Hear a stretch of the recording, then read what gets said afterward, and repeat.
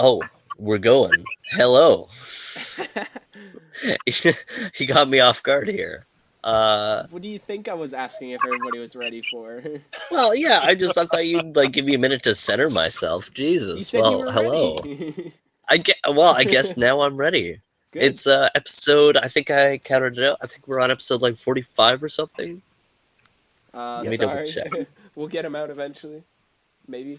I hope so. Yeah, well, they'll see him. If you guys have any questions, just ask me with the approximate timestamp. I'll find it. They're in my computer, but I can't upload them to Drive until somebody's ready to edit them because I don't have enough space in my Drive. So I need to upload one, that person download it so I can delete that from my Drive, upload the next one because they're big files. Being like 2.5. Episode 3 hours. 45, by the way. Oh yeah, they're big boys. Yeah. They're big boys. So, episode If only there were 45 hard of the Boundless drives. Yours. I am your... Yeah, but I'm like far away. I can't just bring them the hard drive. I have the hard drive in my computer that they're on fine. It's just getting them to the other people to edit. Yeah. Okay, so James takes them to me, and then I drive 6 hours over there to drop them off, and then drive 6 hours back. Yo, That's road the trip, plan. we can both Just- go. Just bring James with you. Yeah, what the? Yeah, exactly. This has been such a crazy intro.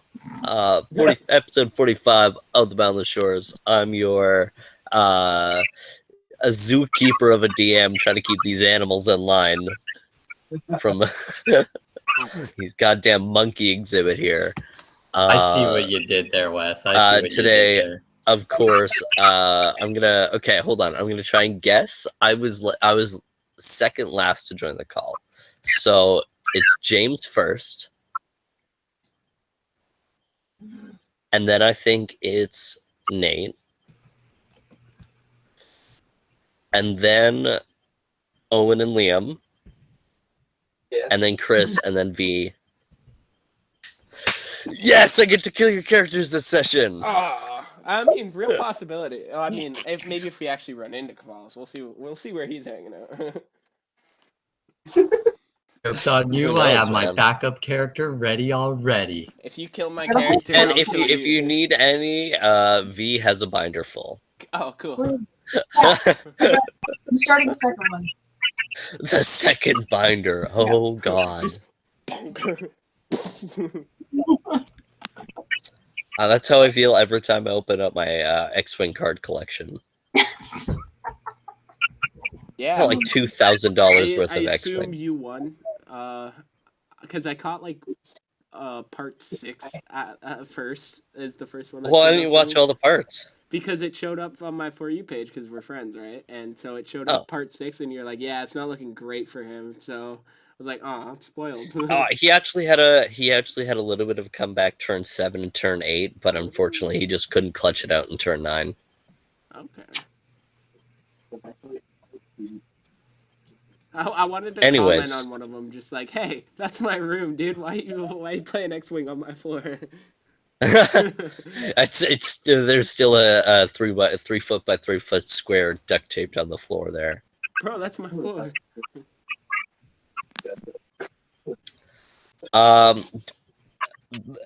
Does anyone want to recap last session?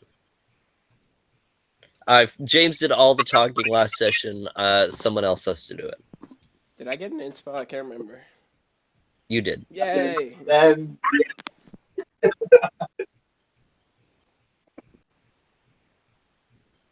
Someone else has to do the recap. Okay, so Yeah, I believe in you. try my best. Because my short-term memory is fucking shit. Okay, so we were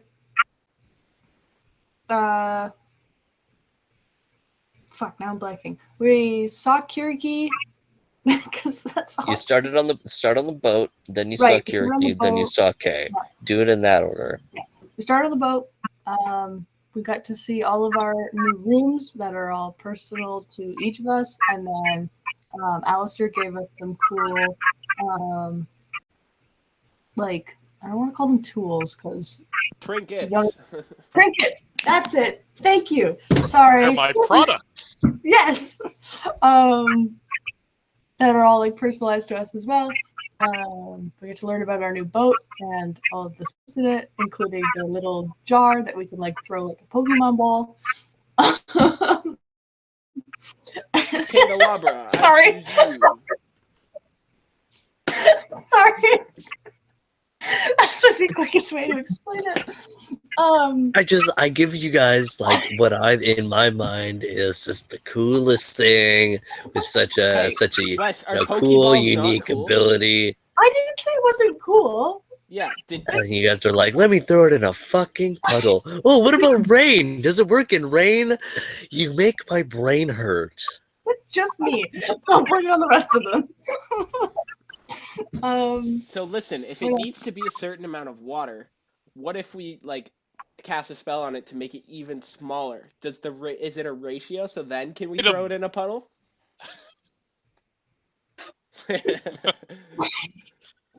It's a good thing we don't have an unlimited source of water at our disposal. Right. Oh, hides Oh the. Oh no.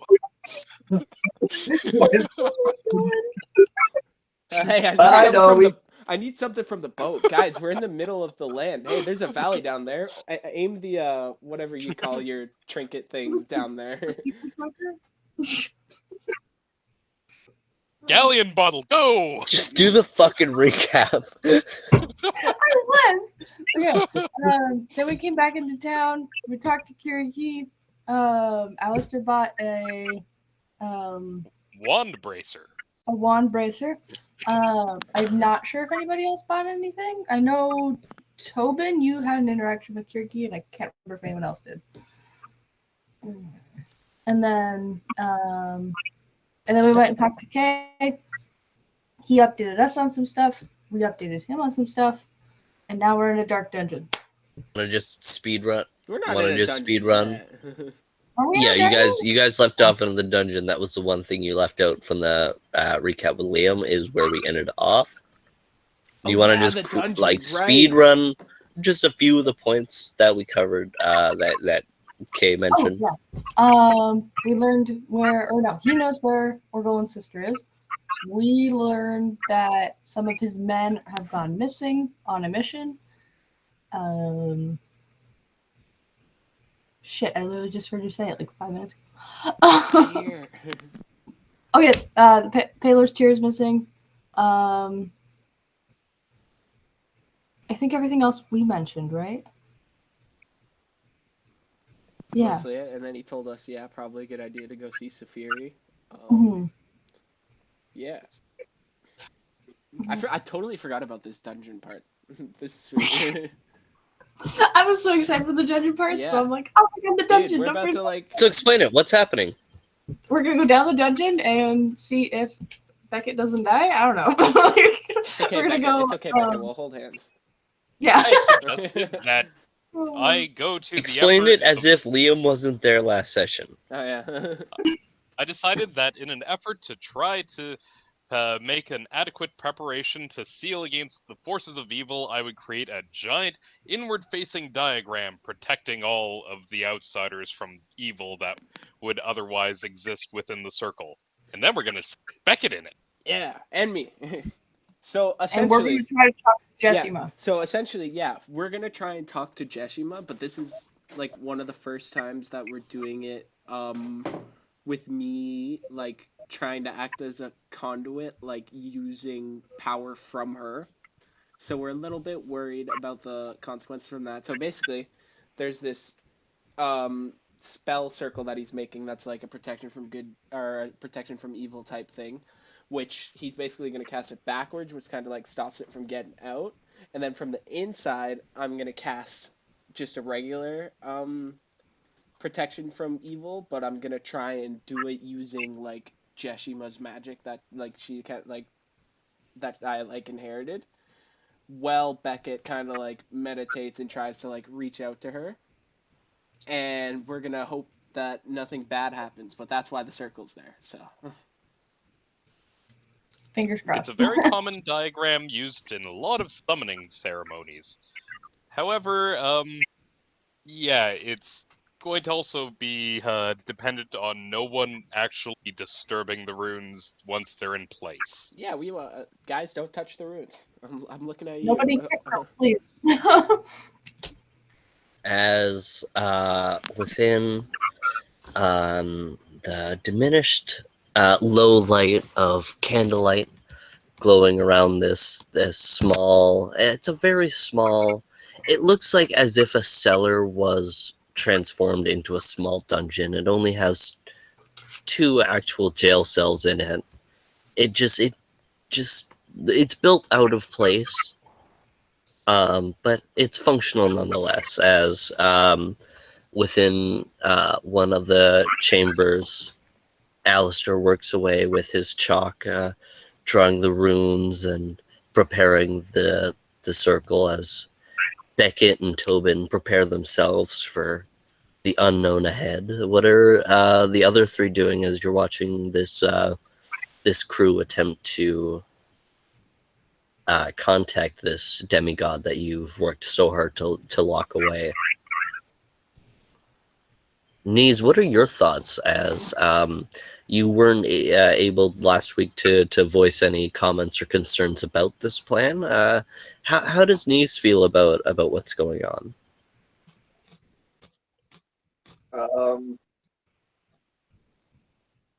I know how dangerous these things could be, so I am very on the fence, more leading towards we should not be doing this.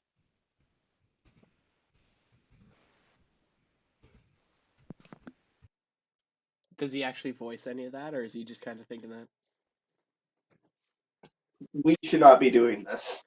I'm saying that out loud. Listen, you're absolutely right.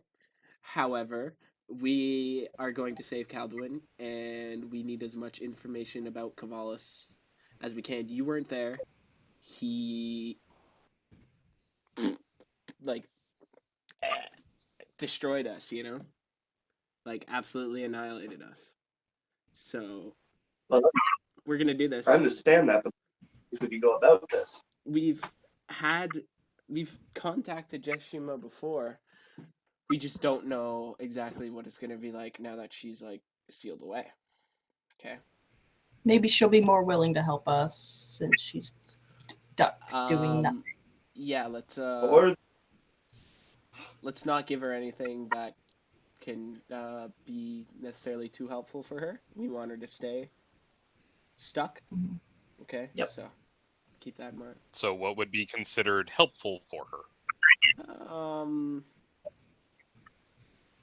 Don't leave anything behind, you know what I mean? Make sure if we were to like say when I was reading about magic, there's definitely power in essence, okay? And we got to make sure that we don't leave any of our, if we were to like transport there, say like with the magically, I don't know if she'll come there, if we'll go there in our minds. We really never know. It's different every time. But if we do, make sure we fully leave when we leave and not make any sort of like deals with her, unless there's no way it can go wrong. You know, I think that's what I'm thinking. That's what I mean. You know. So be wary even so much as residual magic Exactly. that we cast. Exactly. We don't want to leave anything that she can latch on to. I'm not too worried about your spells, more from us on the inside. Me and Beckett. Okay then. Because your spell's kind of keeping the magic in anyway, so hopefully no other kind of magic will get in that could be useful to her if we were to like Yeah, I think our safety is probably the one we're most worried about. Because we're going in there. Mm-hmm. All right. Alistair, you're a relatively mysterious character so far. You haven't been very forefrontal about your past and your experiences with anything celestial. What are your thought processing going into attempting to contact the demigoddess of darkness, the prime general and right hand of the Everdark, the creator, the benevolent, all-knowing dark creature that is basically the embodiment of hell. How are you feeling going into this whole situation? You seem to have a plan, but what are your thoughts and feelings behind it? My thoughts are primarily that I have a general lack of investment that the same people that are going into the circle have. There's definitely a threat in that regard, but comparatively speaking, I'm in a safer place, however little of an increment that may be. With that in mind, what is she going to do? Kill me? At the end of the day, that's going to happen eventually anyway. The mortality of time, it stalks us all. So Alistair's taking more of a cynical approach to it. What are with the warnings of Tobin saying, don't leave anything that she can use? Pulled that out of my ass, As I but I think it's said, a good warning. we don't know too much about Alistair and the burdens of his past that he still carries. Are you nervous? I am kept somewhat mentally alert because of the fact that that leaves very little as far as options that I have to defend myself if I can't even so much as channel a wand together for fear of somehow it being drawn away from my own power and used to fuel, as you said, a demigod. And Beckett, you, out of most of the people here, have felt Jeshima's wrath the most. Oh yeah. And with multiple permanent scars from your experience and journey with Jeshima, how are you feeling going into this situation? I'm feeling um I'm feeling more comfortable than I usually do because I'm going in with someone rather than on my own. Um, However, I am weary because the last time I had talked to her, I had basically accidentally warned her about our plans. So I'm also worried for my own safety. As we've seen, it doesn't always go well for me. So, yeah. Yeah. Are you worried about the poison or anything interfering as well?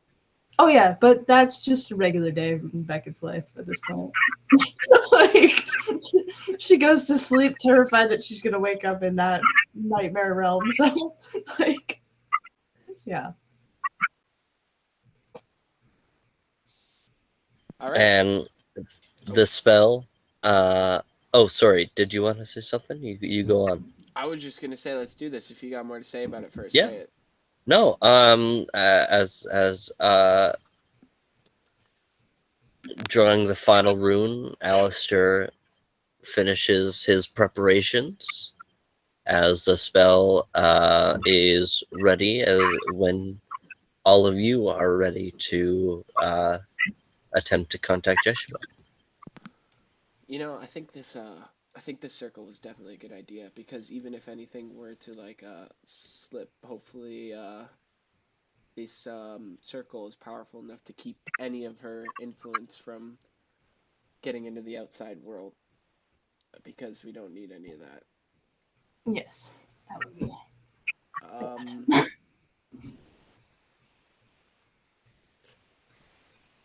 you got anything to say before we do this?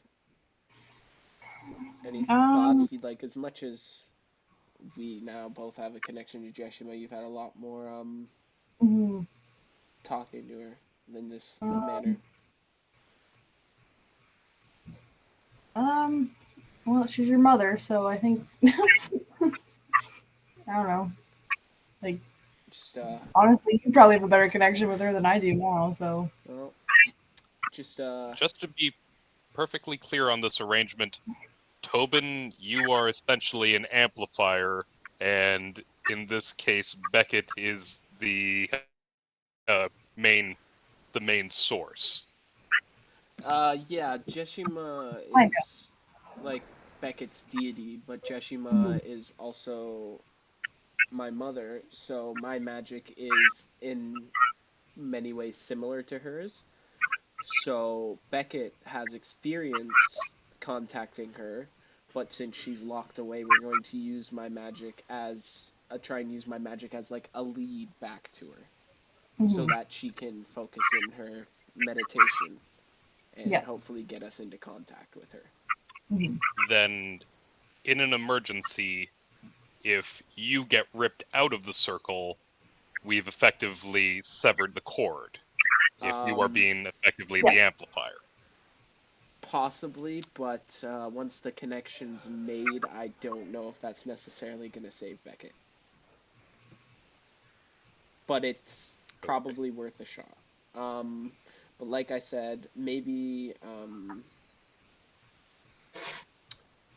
be don't pull me out unless you have to. You know, if unless it gets that bad, you want to make sure any residual magic on her side as well is not brought out here. You know. Mhm. So if it has time to dissipate in the within the barrier, I think that would be better. Yeah. Okay, then. So I did just before we commence, as I feel we're about to try and contact Judgment now. Because I know you guys aren't great with writing things down. I do want to remind you a certain party member has a certain siblings with markings. certain who now with what? A certain party member has a sibling Uh huh. with certain markings that are connected to Jeshima, if that wanted to be brought up during this conversation. Oh right. Your golden sister. Oh, Um.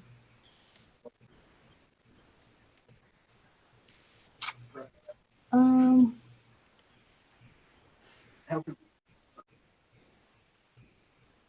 Well, it's just I'm gonna turn to Orgolan and ask him. Or how do I do this? You don't. This doesn't have to affect roleplay at all. I just wanted to mention it for the sake of you guys asking questions and getting answers. Oh, as in like an extra question we can ask while we're in there. Okay. If that was your goal, if you wanted to, you could go ahead and ask her. I just wanted to remind you guys that this was something that you yeah, noticed, and this will be something that you will remember. right. What was her? What was our golden sister's name? What's this? A Savell, Savell. Right. Okay. All right. and she had markings of Jeshima, as well as her magic seemed to come from a dark place. Um, but I think with that, I believe Tobin and Beckett step into the inward-facing protection of protection from evil. Um, how does your party commence from this moment, as the two of you are now within the circle Yeah. So I think and everything's prepared? we'll sit down. Just be like, take a deep breath. You ready? As I'll ever be. Okay. I'm gonna cast the spell. I'm gonna start like from my pouch, just pulling out the material components. Um, and then I'll kind of like give Beckett my hand to like take a hold of. And then I'll start casting another protection from evil spell, but like using I don't know how effective this spell will actually be. It's just I don't want to use like a dangerous spell. You know what I mean? In when it's using her magic, so I'll cast the spell and then kind of like Which spell, sorry? it's gonna be a protection from evil spell as well. But Oh, fantastic. Okay. yeah, but I'm gonna obviously be kind of trying to like dig deep within and tap into because at this point I've noticed that there's and from what my grandfather said that there are kind of multiple sources of magic in my veins, but kind of tap into the feelings that I had when I first had that awakening, with like the What feeling or memory does Tobin tap into as he's trying to channel his mother's energy? yeah, this is what I was saying. When I first had Yeah, my well, magical awakening, when we were in Jeshima's tower, and I was feeling all this hate towards her because of what she was saying and trying to do with my friend. So kind of like a dark memory, in the way, like these horrible feelings I was feeling, but also like the feeling of that magic first like coming to me, like in like a more like steady area than just like bursts. could you roll me a concentration check? Sure, that's a nat 20 actually. That is Nice. a nat 20. Beckett, how do you reach out? Good Uh, memory.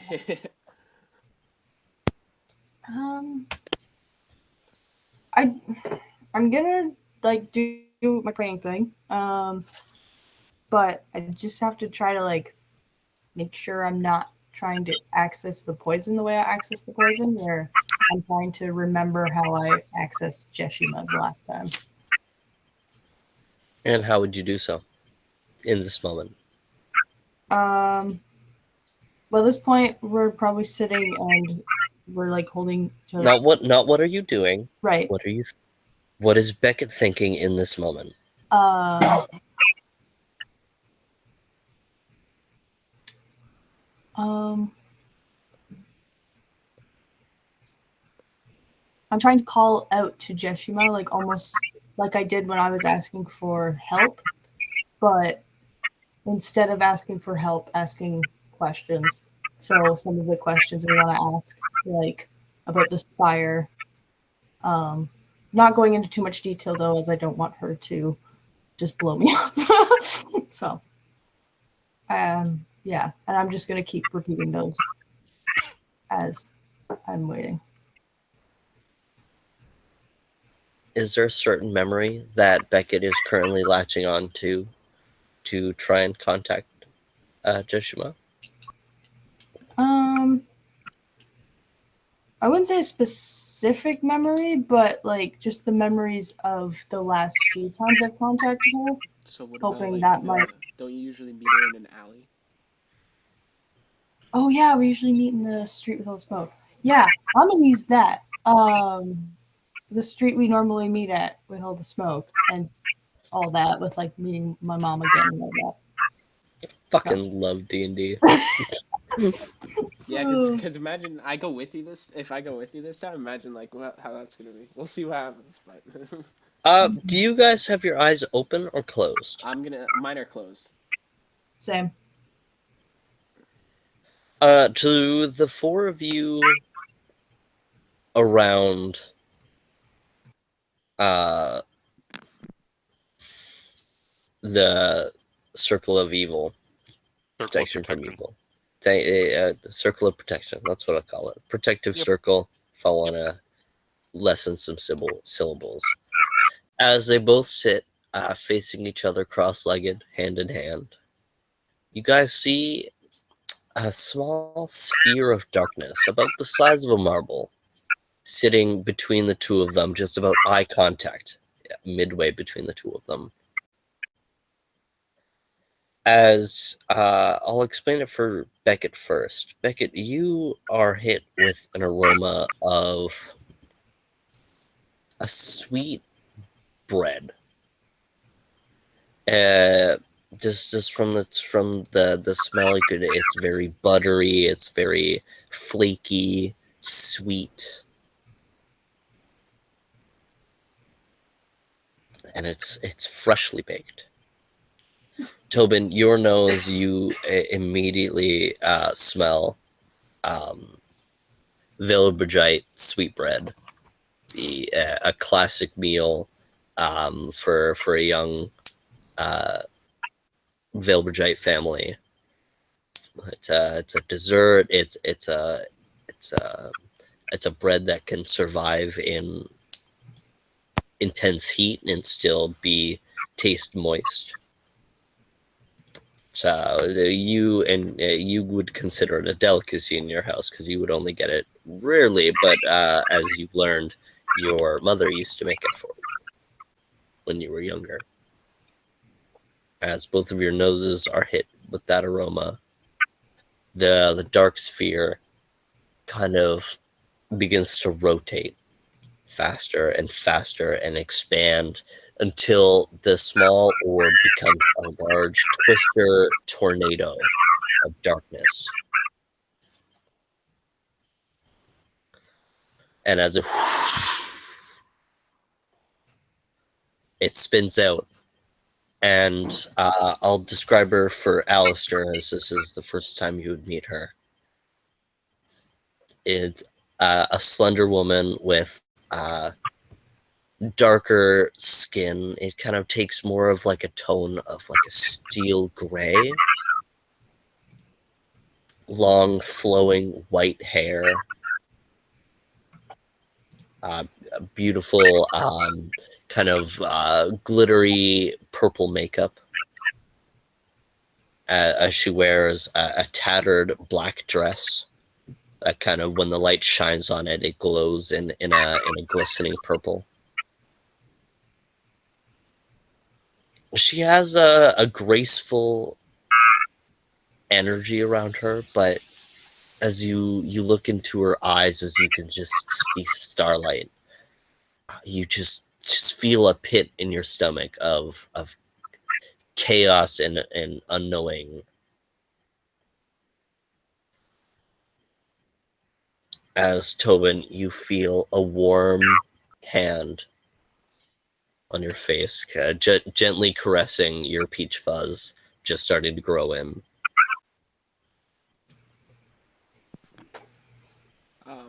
And are you saying more? go on.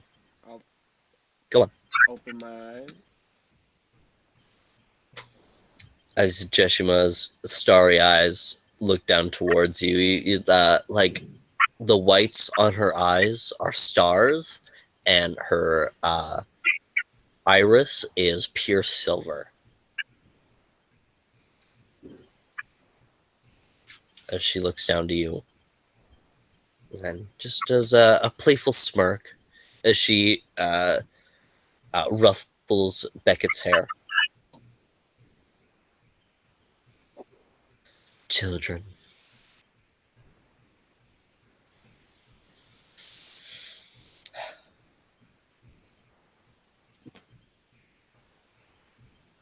I knew you'd call to me at last.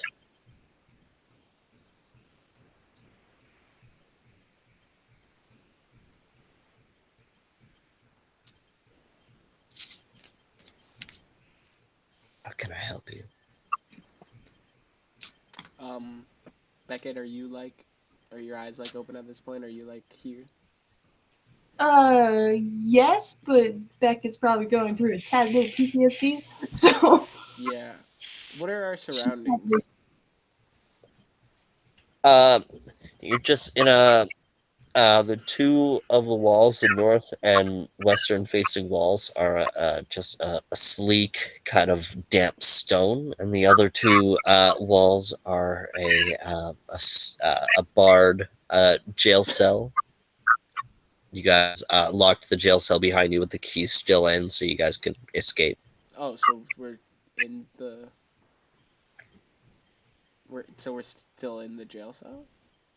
Yeah, you're in the jail cell, and then in the center of the jail cell is the runes marked out, and then the other four kind of standing on the edge, and you two are sit cross-legged in the middle, and then Jeshima is kind of almost walking paces around the protective circle. I'm gonna look at Tobin and kind of be like, oh shit, this went the wrong way. Yeah, I'm gonna. Yeah, we kind of like look at each other at the same time and just kind of share that look because I was gonna pretty much say the same, like give you the same look. Can I tell if she's being affected by either of the spells, like physically? Could you roll me a knowledge arcana or knowledge religion? Okay. Whatever you think is more appropriate. Um, I'll do Arcana because that makes sense. That's a 27. 27. Yeah, she is being affected as you see her kind of almost like seeming to try and come off as playfully kicking her feet. She is testing the borders of this spell, and Okay. when she notices that she can't pass, she just kind of ignores it and turns towards you. Okay. I'm not gonna say anything, but I'll give Tobin like a kind of like a sigh of relief, just being like, okay, it works. I'll give you like We're a good. very subtle kind of nod back. Mhm.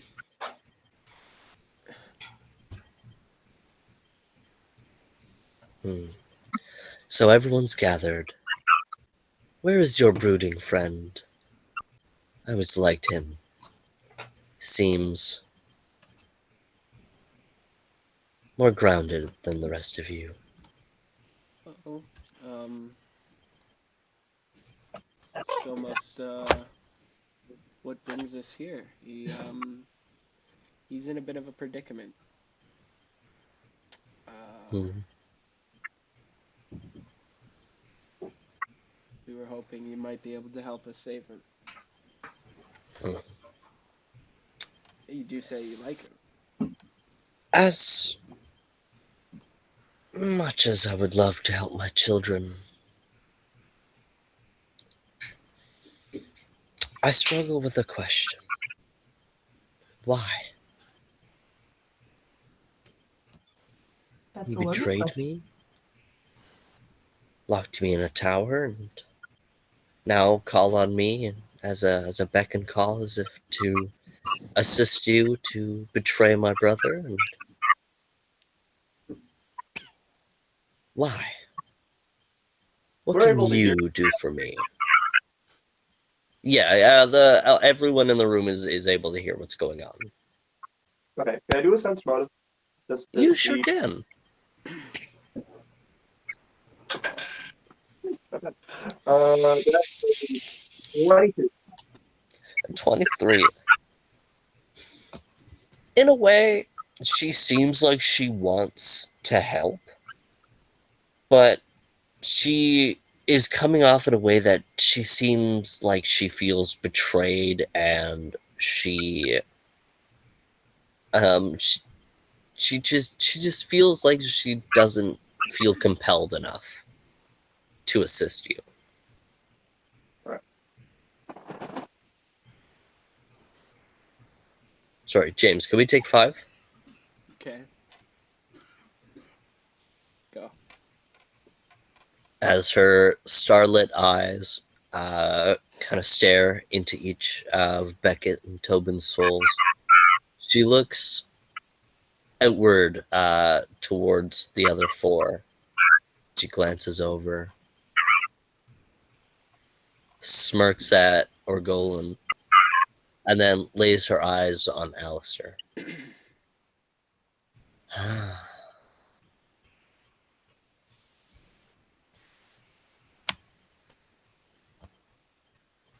Now, if we wanted to talk about dangerous, well, Greycliff Industries has a notable infamy for certain business partners, well, let's say disappearing. How would you feel if your ex-party mates knew that you ran and abandoned them and just found a new crew of people for you to use to feed into your greed? There's not a lot of good that a one-armed man can do on a battlefield. Mm. Not a lot of help for those using your gadgets, huh? You remember the second prototype of your geyser?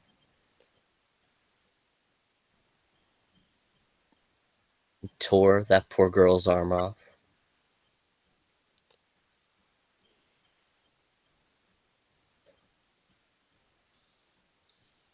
It was a risk, and I needed to develop what I had for protection for everyone in the village. And you would risk the life of one for your self-proclaimed righteous goal. Oh, It's the truly, responsibility of leadership it's to to fill your take on this pockets. pain. Alistair, do not let her goad you. Greed is what drives you. Don't listen to her. She's just trying to lower your concentration. Well, that's an area that we can agree on. Wow. I know to have faith in coin. What? Okay. Takes one to know one, Jeshima.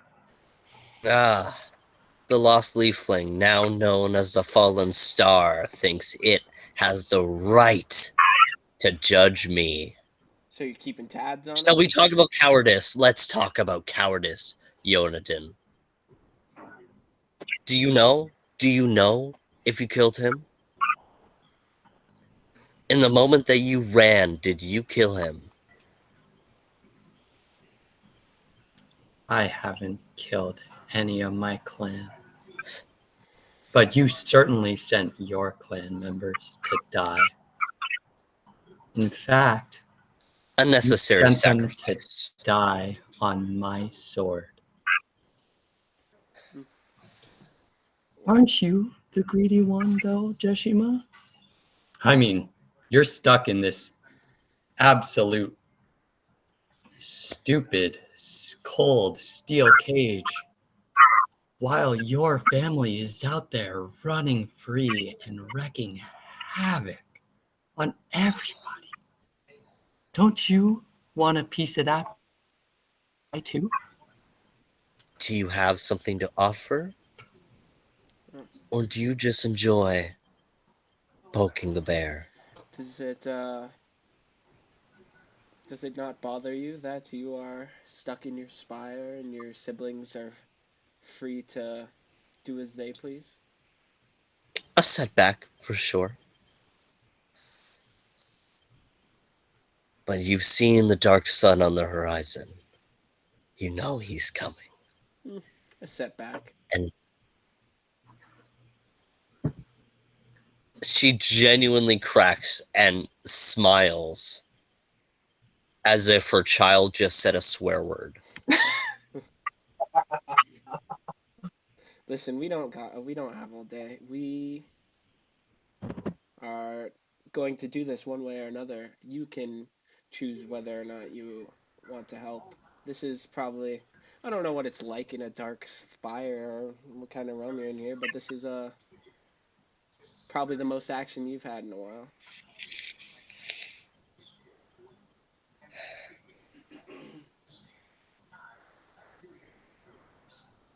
What do you need to know? Whatever you can tell us about your brother Kavalis. Mm-mm-mm. It doesn't work that way. Come on. Can I just tell you every secret? That makes it no fun. Right. Ask me a question and I will answer it honestly. Tell me what you know about Kavalis's heart.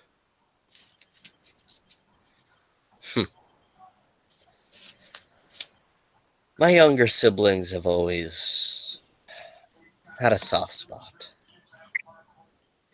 With Cyrus, well, he loved humanity. I think a little bit too much.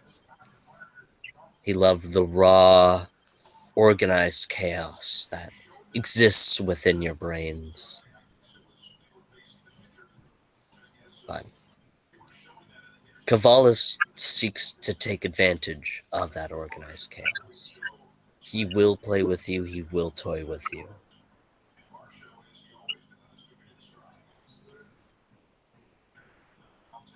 He's unpredictable. But I do know that his heart is the source of most of his power. If you were to eliminate his heart, that would create an opportunity for you all to even the playing field.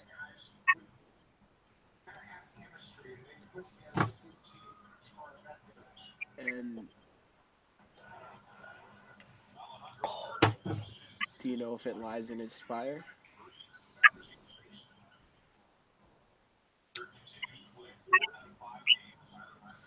Yeah, it does. But let me warn you, there is a trap at the end of the tunnel that you cannot avoid, that will be sprung as soon as you enter the spire. If you are willing to accept the consequences of your actions, to give yourself a fighting chance,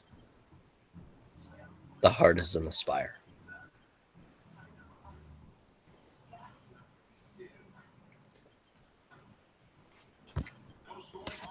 Thank you. I know she's telling the truth. You say that again? Do I know if she's telling the truth? On your sense motive, she is completely open and honest. Um, I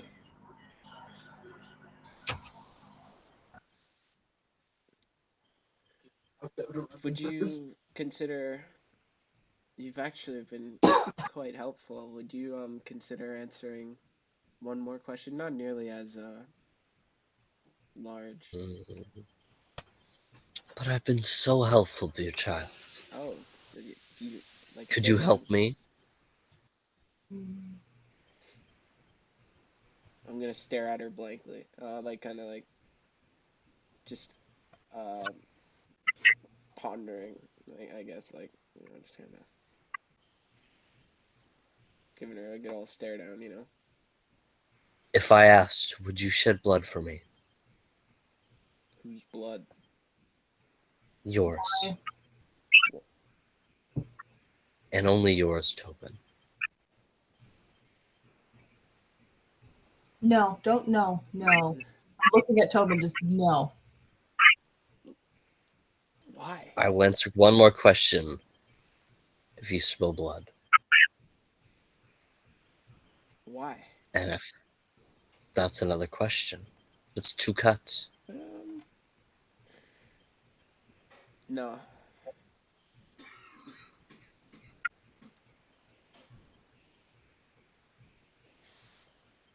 You, I appreciate your help, but like I said, not nearly. Oh, but I could be so much more helpful.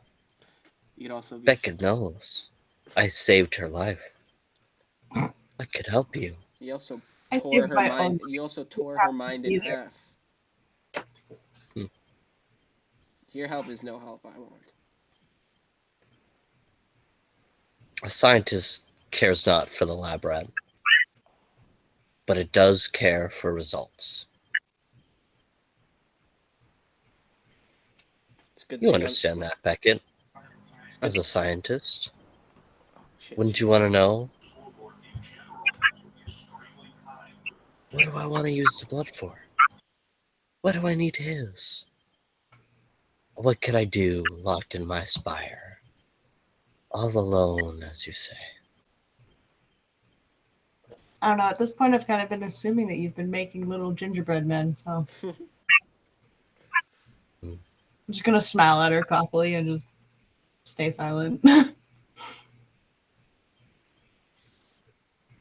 You feel your tattoo Oh, tighten around your neck just for a moment until she kind of recognizes in your eyes. You go, "Oh shit!" and she lets go. wait, I didn't think she could do that anymore. Fuck. She put the tattoo at you like I know, at the end. Like that's. but I didn't think she could control it still because I thought if she was in the spire, I was fine. But she's not Shit. really in the spire right now. No, child. I still own you. Oh, Beckett's going like through it. How are you going through it? How does as Jeshima utters those words? What is Beckett's immediate physical reaction? Um, And if you want to enlighten on the mental reaction of what's going through Beckett's mind currently. I think after like we kind of like looked at each other and realized what happened, Beckett's face went from like her cocky smile to like what the fuck.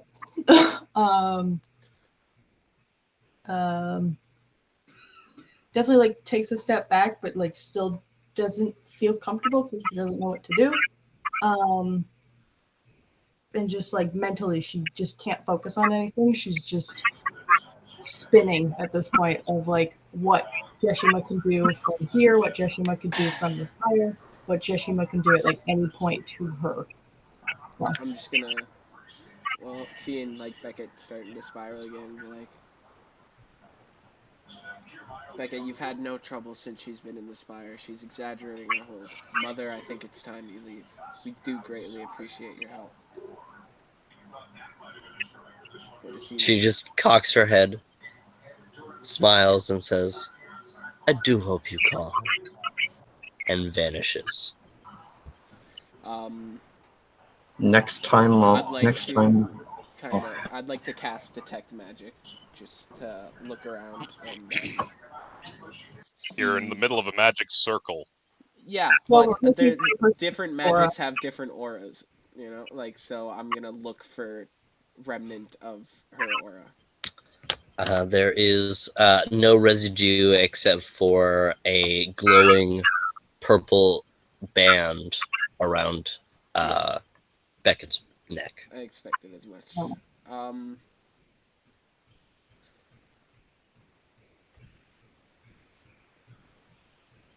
Do I feel anything after Beckett or after Jeshima leaves, or like am I just Other than the remnants of what emotional damage might have been caused, you don't feel anything further Beckett. as she Yeah, I'll kind of. I'm gonna disapparates. kind of go over to it. Beckett.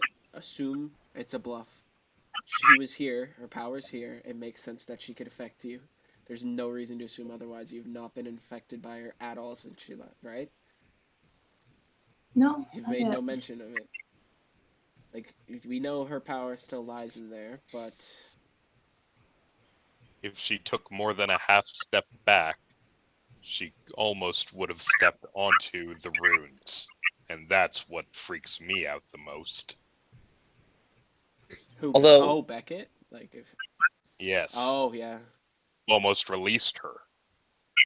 Oh, I wonder Beckett, if she was playing into me freaking out now. Yeah, she wanted as me to as you recognize all it. are discussing this, you don't feel any residual Jeshima effects. You do hear a voice in your head, however. Yeah. Oh. Hey, what are you doing talking to your old manager? It's my turn. Everyone's gonna try to fucking Uh, kill me. That's what I guess this the conversation's gonna be. voice of the poison sounds in your brain. I told you not to call her again. We'll be having a chat soon. Great. Okay, I guess while that Beckett, happens, are you okay? yeah, you see just Beckett like fucking shell shocked while that's happening. A tear of blood streaks down from her eye. Yeah, I'm just gonna go. Beckett, what happened? What was that? Was that Jeshima? No, just the poison like it usually is. I What? noticed the tear or no? I'm gonna like Beckett. There's blood coming out of your eye. What? what No, did fuck. what did the poison do? He's not happy about the fact that I called Jeshima. Well, We don't plan to make it a habit, and we got the information we needed. So Mm-hmm. Yep, I'm just gonna let him know about that. But honestly, I'm not sure if what happened last time will happen again. okay, we won't do it And again then. this, We won't oh, do it again. We're not putting you at risk. I didn't know. thanks. You should have told me that he told you not to.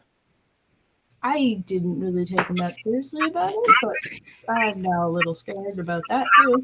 Well, I'm gonna kind of like look around some more, and I don't see any residual, other than your tattoo. But I think it's probably safe to drop the circle. That's your call though, Alistair. Whenever you think you're ready to. Also, I want to mention that when I activated the detect magic, my eyes turned the same silver color as her eyes.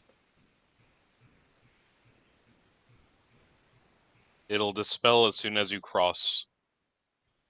Okay. Do you think we're okay, Beckett? Okay, well, B. Hold on. What? As Jonathan is going to take off his necklace of protection from evil and gives it to Beckett. Is the necklace long enough that it would hit like her tattoo? It just burns a hole through my fucking Yeah, neck. I'm curious how that's like if that's Just gonna. become decapitated. Thank you, muted was. The tattoo sits almost like a choker around her neck, Right. and then the necklace has a bit of a larger pendant, so it would sit almost just slightly below it. Does anything happen? Like, You with your detect magic unactivated, you could see that although the purple arcane effect still remains, it seems diminished. good. Do I notice anything? That's. You wouldn't notice anything too in particular, just based on effect. No. I'm just gonna Okay. kind of look at it and be like, that looks like it's helping, as you can kind of see like my glowing magic eyes. Like I'm clearly looking at magic. I'd say keep it on. And now that is not glowing as brightly, because obviously I don't know how brightly that normally glows. With it diminished now, I think we're probably safe to cross. Mm-hmm. And then we'll. Is my eye still bleeding? No. Or is this the No, one? it was a single tear of blood. Cool. I'm just gonna go clean my face up and then I'm ready to go. Yeah, let's get ready to go. Yeah. It's currently almost night. You guys did say to Kay that you guys were gonna stay over for the night and leave first thing in the morning. Any nightly rituals from anyone, or I'm gonna read my book, my few magic books, and just kind of look at anything possibly related to blood magic and deities. Just like kind of like what blood can do in magic, not necessarily like strictly blood magic. Maybe I'll actually go to Kay's library if that's like an open thing that I can go to. yeah, there's an open library 'Cause there. I know they're His called the study is Bloodhounds. left unlocked. I know they're called the Bloodhounds, and I like Tobin has a bit of an idea of what blood magic is because of Calduin. So he's gonna, them being the Bloodhounds, him training with them, he's gonna look for some books on that, as well as just like how blood can be used in magic, not necessarily like strictly blood Roll me a magic. search check. Okay.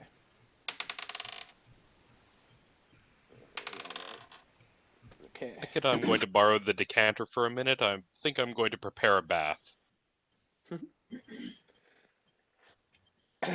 I also- Search. Overhearing this as you guys are like mingling in the hallways now, figuring out what you guys are gonna do this. You see Kay kind of leaning against the doorway of the study as Tobin Oh, I'm passes gonna through ask him about it to then, research some books. Oh, rather yeah, than having to sure. search. If you wanna, sure. Okay. I think I think he might just direct you to research in the library. So I think you're on the right track to do what you're doing already. Oh, like he wouldn't. But if you wanted to ask him a specific question, I would say go for it. But for any general knowledge, he would probably send you to the library regardless. But yeah, as he's leaning in the doorway, have a cigarette in one hand, a teacup in the other. Oh, okay. Trying to think about it. Now, Hey, okay. I Yeah, man. I know the magic that a lot of your comrades use is a type of like blood magic. But what do you know about like that's blood hunter magic, but what do you know of like just general use of blood in magic? Well, strictly speaking, as far as the rules of the lore keepers are concerned, any type of blood magic is considered darker magic and is strictly forbidden. I have a bit of a leeway, I guess. But I only teach certain principles that I learned from my former partner. Right. Well, I was just saying, as you know, we went to try and contact Jeshima, and she tried to convince me to give her some of my blood. Unnaturally, I didn't, but I was just curious what she could have possibly used it for. Well, you and her share blood, Yeah. so if any goal that she would have with blood, and especially your blood, would probably be as some sort of conduit to power herself up to attempt to escape again. Mm. Thank you, Kay. That's some really good insight. But um, blood magic goes a little bit deeper than that. I don't know a lot, but there are stories of a forbidden god who was locked away well before the battle of the Dragonic Civil War. He was known as the god of blood and vengeance, and But then now Tobin just kind of like his mind racing. Calduin's, like I know he was having something like drip on his head, but was he like bleeding, like dripping blood as well, like while he's like locked up there? um, so throughout the campaign, this is going to be kind of breaking the third wall answer to that. I will Okay. have a different if you want to. This just feels like a little bit more of like a better Yeah. uh, fourth wall breaking answer is there are many situations throughout the campaign where blood is presented that is very important to this said god. Okay. That is in reference to him or his disciples. Okay. As Kay would continue, he says, the this god. I like how the gods you are all familiar with, Pelor, Or and Ragnar, selected heralds to enact their ideals. This blood god also created heralds that we call heretics. What did did Solomon introduce himself to us? I can't. I feel like he didn't. He introduced himself as Solomon the Accursed. Okay. Is there still heralds of this god, even though he's locked away? There were three, but now two such exist. So is because we saw. So I'm trying to see if Tobin could connect the pot. Well, I don't even know if these are the right dots to connect, but these dots I'm connecting where I'm thinking we saw Calduin getting like dripped on and stuff like that. Solomon was there. Solomon has introduced himself to us, so it could make sense for Tobin to ask Kay Yep, if he. that seems Okay, like a cool. reasonable. I just wanted to make sure it Yeah, wasn't a leap in if you logic wanted to before I. make reference towards Solomon, yep. Yeah, I'll be like, do you know of we? Do you know of a man named Solomon? Mm. One of the three. That's what I thought. Just like the Heralds, Saphiri and Gwen and myself, we have a nickname that was bestowed upon us. Solomon the I Accursed. I am the Executioner. Saphiri is the champion, and Gwen is the last sight of Palor. These heretics were also given names: the Accursed, the Hunter, and the Poison. The did you say the poison? Yes, each heretic was a mortal picked that showed example talents of the patron. One such I know for certain is he was known as Erwin the Hunter. He was my partner and where I learned the blood magic from. Oh, I didn't know you actually used blood magic. I don't, Oh, okay. You but I just know the it and knowledge. I teach it. Right. Another such, this is a theory, as I was not able to fully make my theory into non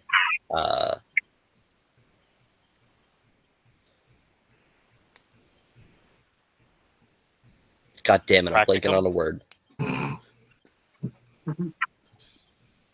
God damn it. Yeah, I'm not sure what word you're looking for. Move Yeah, I from forgot it. theory to practical? It starts with a C. Conventional? Like non-conventional? No. Because you said non, and then I'm trying to think what words connect to that. I don't know. We're just gonna move on. Yeah. Where was I? I apologize. I don't know. Restart that last bit of the spiel again. What was the first bit? That the What was the Moving starting from of my theory. sentence? you talked about the Oh, champion. my theory Oh yeah. is that the poison was once known as a man called Ego. Hmm. But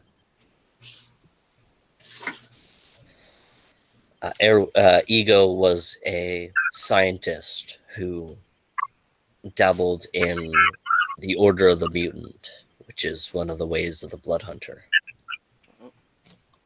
He was regarded as one of the most proficient in blood magic, next to Solomon, as you mentioned, which is, in all throughout history, he is known as the prodigy child, and some refer to him as the creator of blood magic, as he was able to harness it and weaponize it.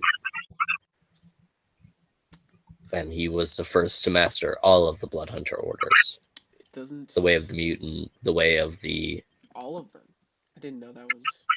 Not that I claim to know much about it, but I didn't know you could learn more than one, even. You generally can't. Once you dedicate yourself to a certain order, it's very hard to break that order, but he managed somehow to master all three. Which three? What? Sorry, what were what are their names? Wes also check his notes. I'm trying to think here because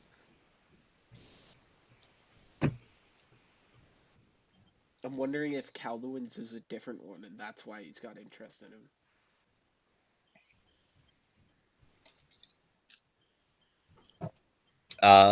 Quite possibly. That's why I'm trying to. That's what Tobin's thinking right now. So he's wondering. That's why he's asking like the names to try and like infer what they There's Order of the Ghost Slayer, Order of the Mutant, And last one is Order of the Profane Soul.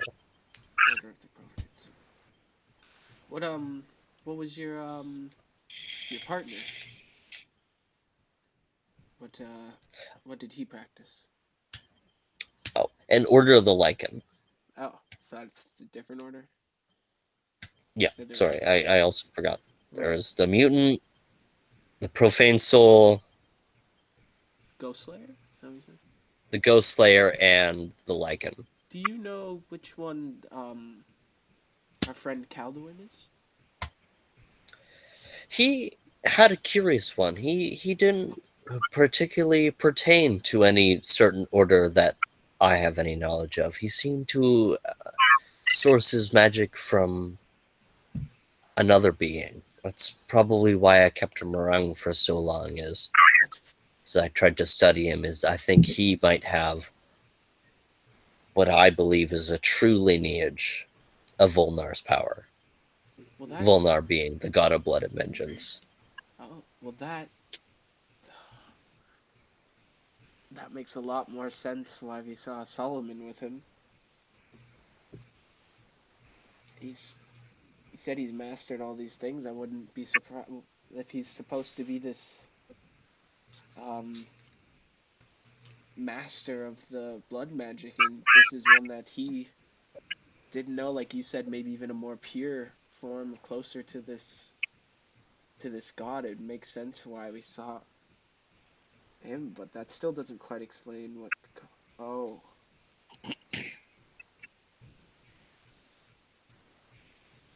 huh. So, so that's what they want the tier for. It's not good. Possibly. That's I don't. I have another fear that could possibly be more dangerous. What might But that be?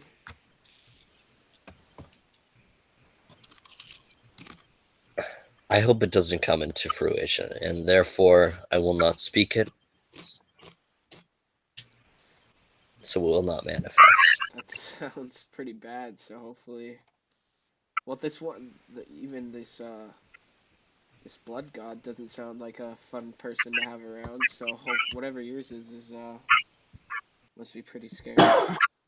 Anyways, thank you. That's a, like actually a lot of interesting information. I guess we just Well, hadn't asked, been on the right topic before, because that really clears up a lot of things. I'm here to help. Yeah. Now, go get some rest. Hmm. You all need it. Do we want to take our break now? It's like 8:15. That's when we usually. That sounds a good idea, and then I will get into a dream sequence unless there's any other. You want to quickly do something before we all head to bed? Yes. Jonathan? Perfect. What does Jonathan plan on doing? I'm going to check on Beckett and see how she's doing. Yeah, you all on the second level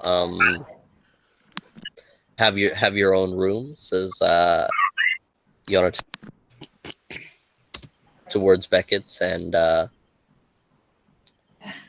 it gives a gentle knock on the door. I'm not gonna get up. I'll just say it's open. Can I come in? Sure. As I open the door and gently and slowly walk in and close the door behind me. Just like, hey, how are you doing? Good. I've stopped bleeding out of my eyes, which is nice. Yeah, that's always a good thing, isn't it? Yeah, just a little bit.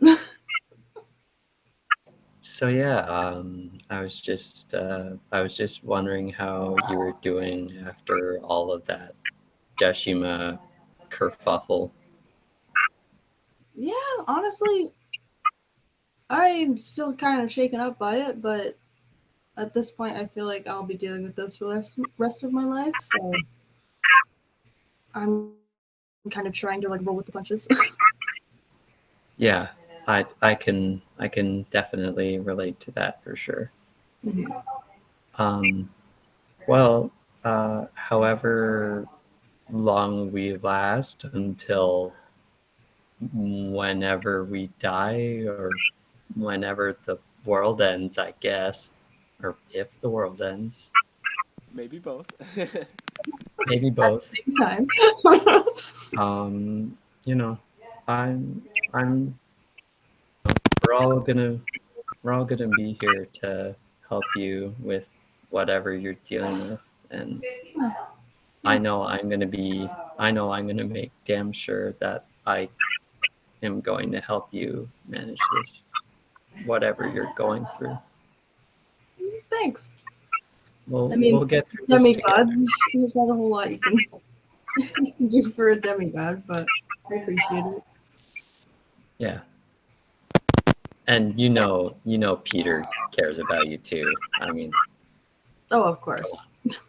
he's like the most lovable guy I know. Mm-hmm. Bubonic's the only one who hates him. Everybody else loves him. He's not exactly fond of Bubonic either, but he just goes Stinks along. like wet fucking dog. Love you too, Bubonic. Love you too. Eat shit, Leaf.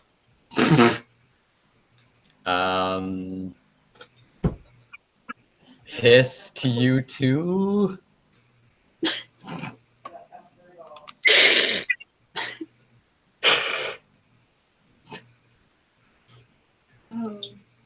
Oh, Anyway, I'll just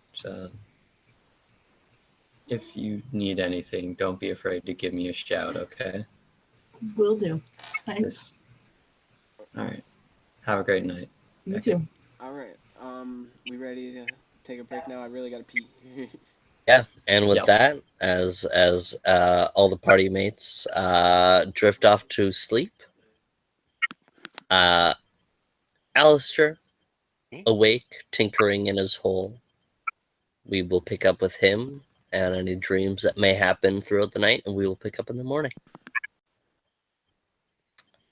As everyone in their rooms drift off to bed, most sleep pretty soundly. Alistair, before you head to bed, I imagine you're down in your hole tinkering with your tools. Where's your mind at after having this small argument with Jeshma about your past? Mostly sitting quite centered on, man, Topin's mom is a total bitch. Also, I held a god in with mortal magic. I think that's But yeah, fair. bitch. But nothing too noteworthy as far as any bleeding guilt or any sorrows coming from anything brought up from your past, or It definitely is one of those thoughts that come back, and then it gets right prominently pressed back down as I go ahead and consider the thaumaturgical calculation of being able to create a widespread fireball that can also be contained into the area of a thumb. as Alistair's ADHD brain really comes comes into clutch as his mind is currently preoccupied, as he also finds sleep throughout the night, and as most of you sleep soundly. Orgolan, you are met with a familiar chill of home as you hear the songs of the mysterious, almost chime-like hum of the singing caverns dance through your mind.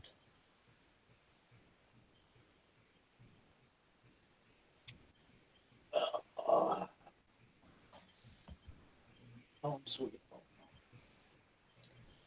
As you stand upon the familiar site of where you and Vard would get away from the wrath of your father and the monotony of your training, and just escape and listen to the sounds of the singing cavern along the cliff face of the dominating mountains within Shadowguard. You stand upon this small cliff face. You see the familiar, uh, the one tree that blossoms all throughout the years of Shadowguard in the intense cold. A beautiful tree with frost, almost like mint green leaves, and it blossoms during the coldest months in a beautiful lavender flower that blooms and sheds away as the cool temperatures begin to warm.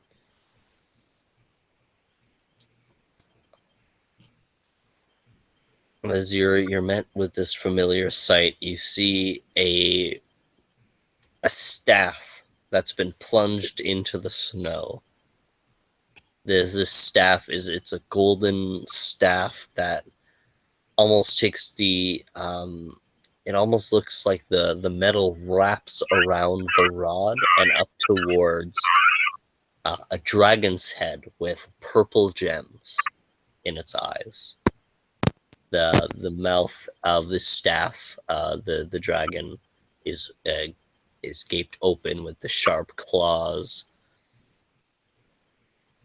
As you see, its large defining features. You see a large, almost a ram horn come out from the dragon's head. As you've seen this ram horn before on a dragon in a similar vision, as you remember back to when you saw the gargantuan form of the twin-headed dragon Arcanos, with its similar ram horns that protrude out of its head, and its large, jagged, angular features and sharp teeth. Do you remember it in its gargantuan form, staring you down on this same cliff face, clutching the dragon, or clutching the mountain as if it were a small rock. As you see this staff with the head of Arcanos, or with a head of Arcanos, how do you proceed as you awaken this vision, sitting on that familiar rock underneath the tree, overlooking, as you see the large spire of the Fort Obelisk, your home? I proceed to stand up and pull the staff from the ground. As you grasp the staff and pull it from the ground, a voice pierces into your mind. The cold embrace of many arms shall lead you to your destination.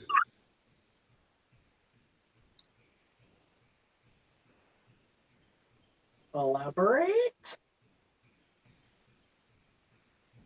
Home is where you may not expect it, but you shall find the gateway in the clutches of many arms.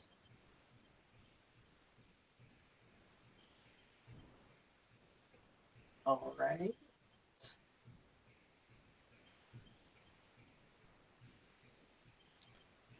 Do well with your time here. You are limited. If you seek anything from home, journey there now.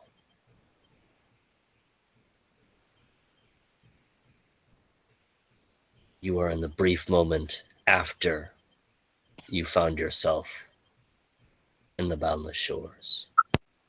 Your mother and father and brother No, not your brother. Your brother died.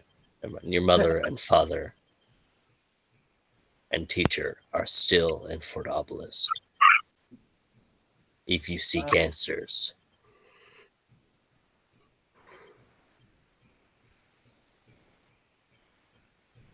I proceed to make my way up the hill to Fort Upland.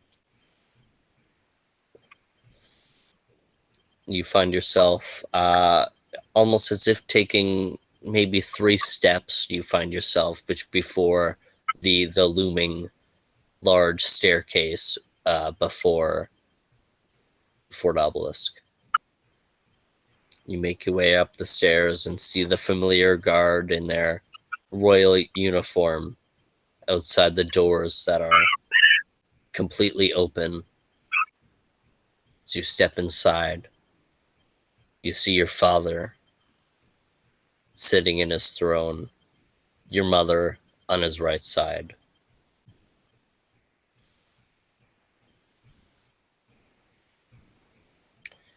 You see your teacher standing near off to the left of the pedestal of the throne. You see the royal guards lining the large purple carpet descending towards the throne.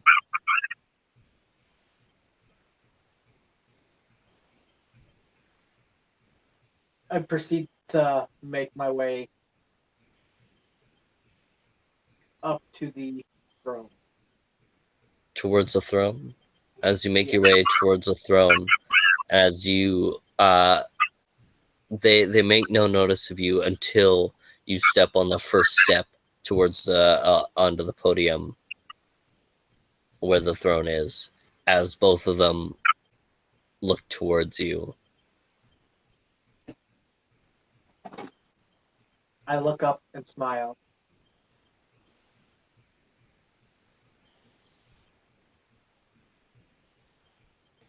are you prepared? Your father says.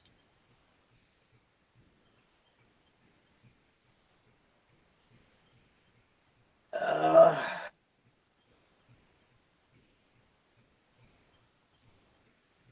Not as prepared as I would like to be, but as prepared as I will get. If you are to be the successor of my throne, one must learn how to study the battlefield and himself to truly understand the way of victory.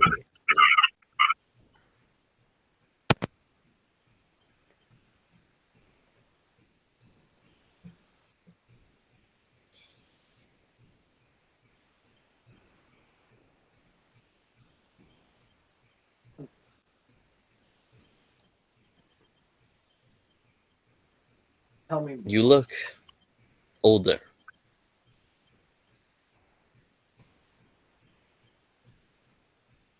How much time has passed for you?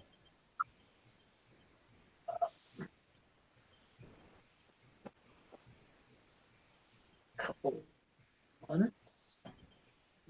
Is it? It hasn't been a It's year. probably been about 5 months since this moment. Been about been about five months. Your father nods solemnly and says, "And so my demise, it comes soon."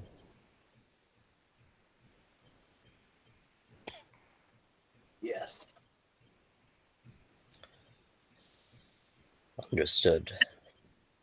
And I hope you too will understand one day what I do and what I did. I do for you and I do for her, as he nods towards your mother, and I did for your brother and sister.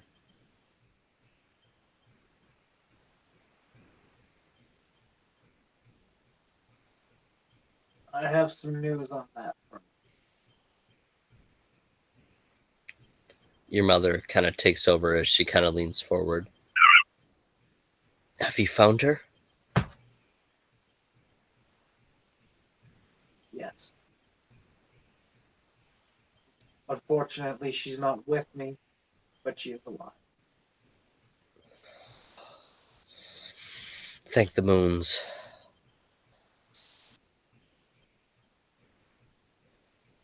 Will she come home? That's something I can confirm at this point.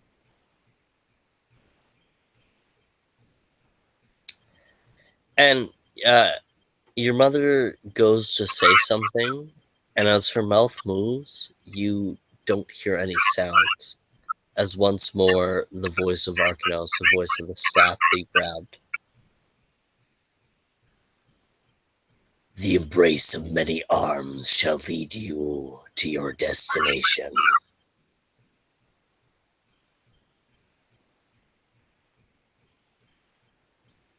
And what is my destination?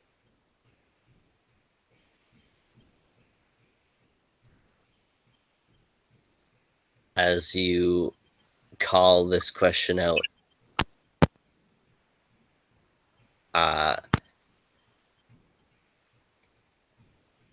knees in the next room, your slumber is awoken by a shouting Orgolan screaming those exact words.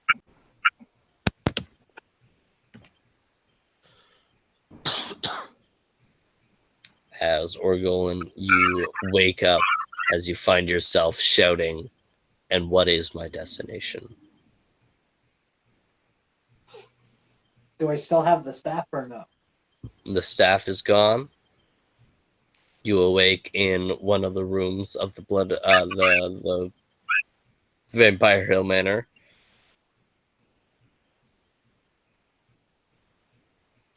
I quickly go to the door and peek my head out to see if anyone heard and is coming to check what the hell I just did. Happened. Knees, you peek your head out as you hear Orgolan shout from the next room. Yeah, I make my way out and over. What was that?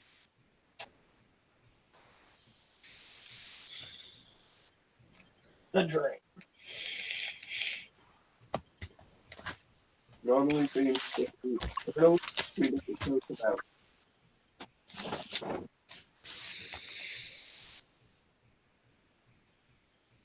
I don't normally talk in this.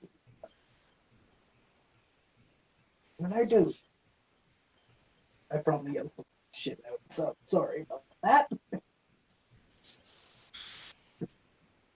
Becca, take a look at you.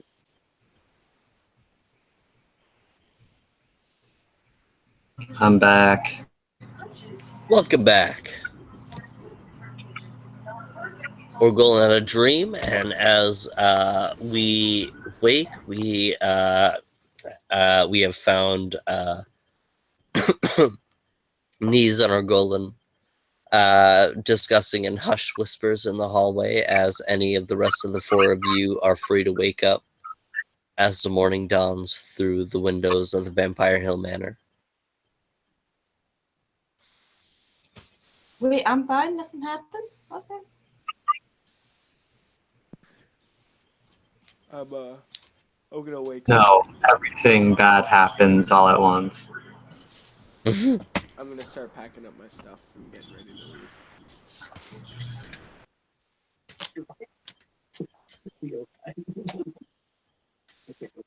I seek Tetris-like entropy by fixating on my magical formulas inside of the hole.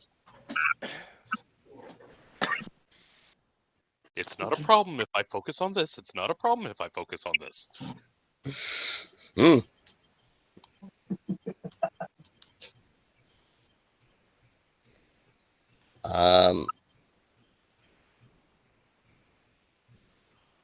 Knees and Orgolan, you see one of the Bloodhound agents kind of creep up the hallway and to say, breakfast is prepared for you in the Great Hall whenever you and your party are prepared for it.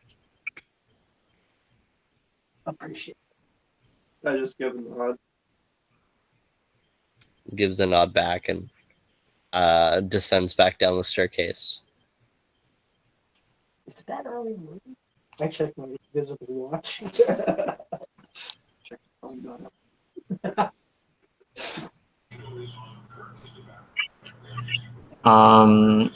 I am going to skip breakfast and just go out onto the training yard and just practice firing arrows.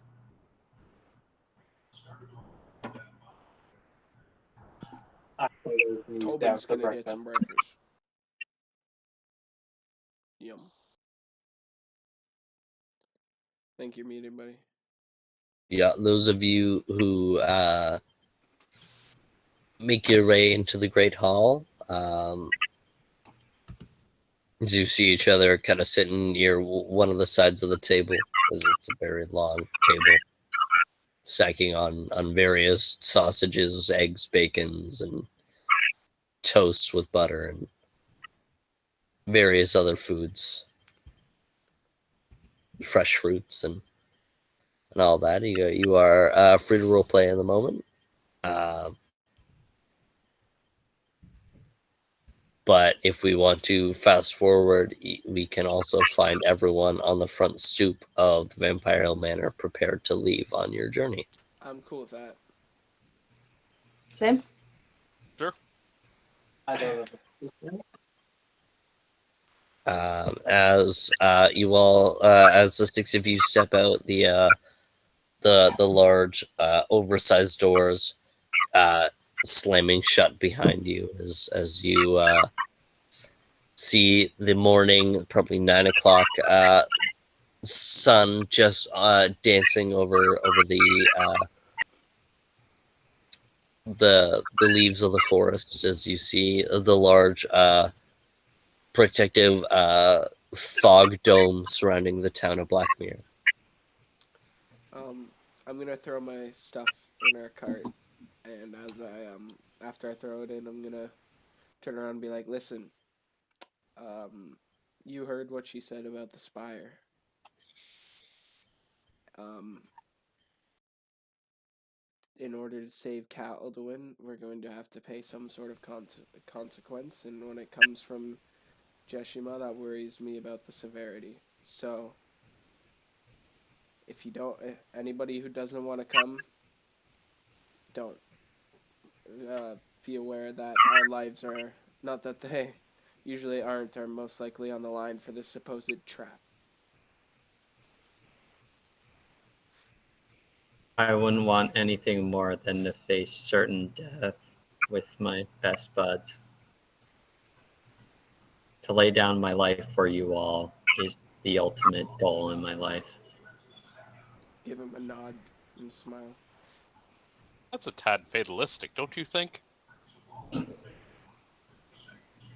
Did you had to go and ruin the moment, Alistair? But with that being said, are you gonna come, Alistair? I know you don't have nearly as much of a stake in this as we do. You haven't even met the man we're saving. I haven't, but I understand that this is the most effective way to strike a blow at the person that's going to present the greatest threat to existence. And I kind of like existing. It's a habit that I'd like to keep, holding on to for now. I'm not ready to kick it yet. Good. Glad to hear. I'll just kind of look at everybody, and I assume the rest of you guys are coming as I just kind of get into the cart. Alduin's a bloodhound. They look after each other.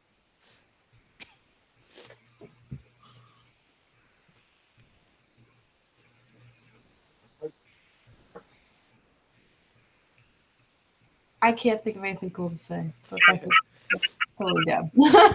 And with that, the cart rattles along the dirt passageway towards the town of Blackmere as you pierce through the protective barrier into the everlasting night of the town of Blackmere as you take a right down a small passageway across a bridge as you see a ghost sailor tip his hat towards you as he leans against the bridge. You guys make your way through a cove as you hear the waters lapping. Take a passageway up and towards the mainland of New Daria. As the cart rattles by the township of Old Durham, we mentioned Mr. O. Did we want to make a pit stop or do we continue? Oh, that's a toughie. It's you can't disagree with fate. We have to pass through here on our way. We might as well. What do you guys think? Should we stop by? I have no issue. I'm not opposed. He doesn't seem to be generally aligned with the other demigods' views. He just seems to like chaos, so I don't think we'll have any major related issues if we stop in to see him. I know nothing of this Mr. O, so I'll defer my He's just vote. an odd old guy. Oh, okay. Eccentric. They make excellent patrons. What's a little more chaos in this fucked up world of ours? I'm sure he'd smile if he heard you say that. We'll hop out of the cart, tie up the horse. I'm just one of the... It's an inn, so I assume there's somewhere to kind of put the horses, even if it's a little battered, and kind of just head in. As you enter through the double doors into this old decrepit tavern, you see a few no, you know what? As you enter into the doors, you don't hear anything on the exterior of the building. But as you enter through, you hear a conglomerate of chattering as you enter through and see a crowd that has taken a form of a circle around the center of the tavern, and in the center of the tavern you hear brawling. As you enter through and kind of push your way through the crowd, you kind of see those of you who've entered into. Oh, hold on. Whoa. Big whoa from Yonatan. What do we got? Whoa. How big is the tavern?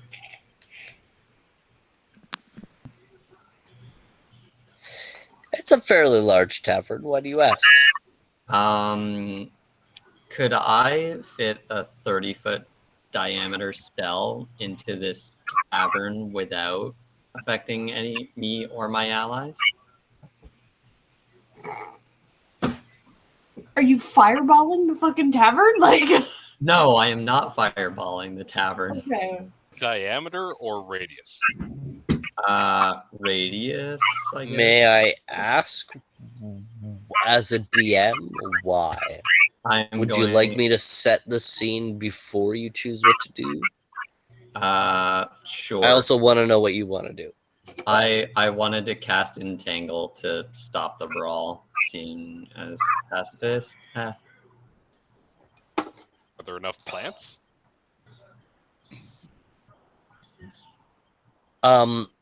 Yeah, I think he raises a good point. You would need a little bit of like environmental assistance for Entangle to work, and I don't think it would work in this environment. Okay.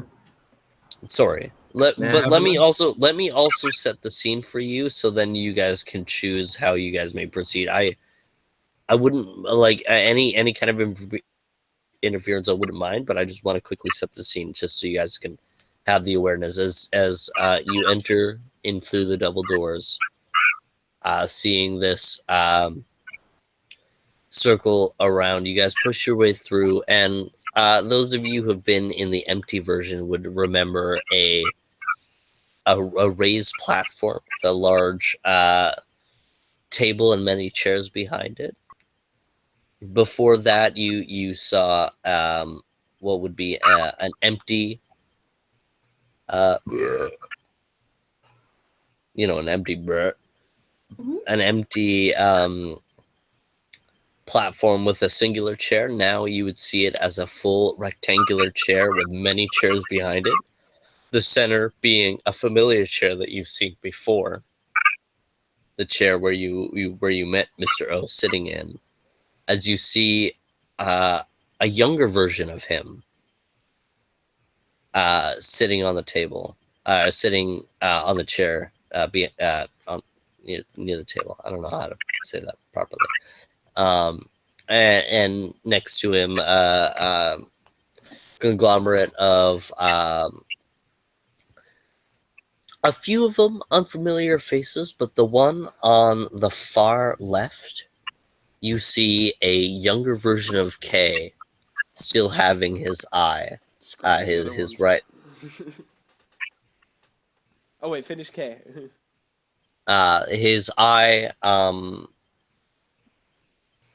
is not cut, and is in fact it is open and unharmed, as you've seen him earlier, and you've seen his eye and his ear is torn off. His ear is gone, but his eye is still there, and his gold earring that he wears in his torn eye is also missing.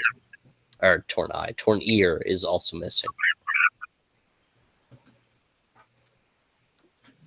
Does he got a big old rifle? And he also does not wear the robes of the lore keeper. He's just wearing his leather jacket and his combat pants. Does he have his old big rifle? He does. Nice. It's leaning up beside him, leaning against a table. Cool. What do the other ones look like? Well, one of them, you can't really. He's got kind of like a scruffy black hair cut. He's got a small cut beneath his eye. He wears kind of like a white, kind of like a more frivolous tunic around the neck. That if you kind of see under the table, he wears like almost. It seems to you like a shoulder pauldron that has been attached onto his knee. And another one, you see a red tiefling woman. Oh yeah, really? Um, Settle down. she sits there discussing with a large, burly, humanoid man, but he just seems just massive and just almost unrealistic features. See, he almost seems like half giant or half Goliath to you. You can't really place what he is.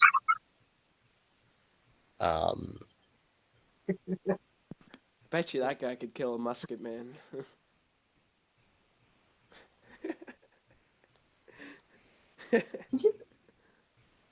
As you look in the center of this circle of fighting, you see a man who you're very familiar with, but he seems a lot younger. You see Gawain stumbling in the center of this this fight, with a drow that you're also familiar with, but also seeming to be younger. You see Galithar standing beside Gawain as he stumbles back as the crowd catches him and pushes him forward onto his feet. You see Galithar kind of look up at the red tiefling after he does that good hit on Gawain that knocked him down. You see the younger version of Mr. O. He smirks and says,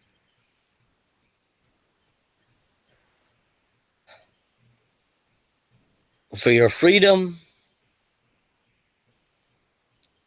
it must come with a penalty. You. He points towards the drow, Galthar. Oh, Take his ear. Give it to me. I forgot about this scene. Right. And you see, they discuss for a moment, but then the drow turns and slices Gwain's ear off. He cries out in pain.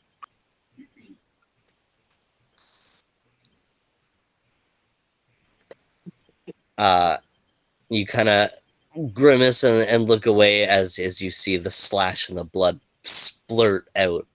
Grimace and look away.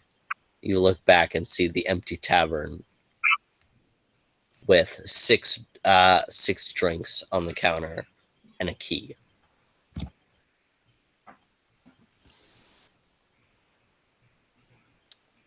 Well, thumbs up. Do you not remember what happened last time? But He literally, you guys like all fell asleep last time because he fucking like drugged you basically. I'm gonna sit at the one near the key and I want to look at the key.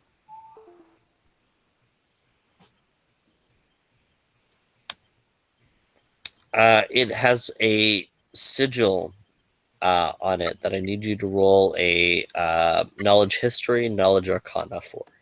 Both? One or the other. Okay. Let's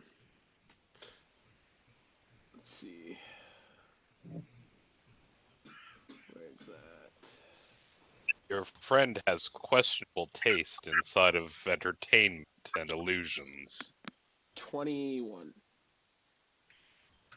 Yeah, He Mr. didn't say he was our friend. 21, you look upon the sigil on this key and you recognize it as a tattoo that was on Cavalus when you met him. Tobin's just gonna kind of chuckle.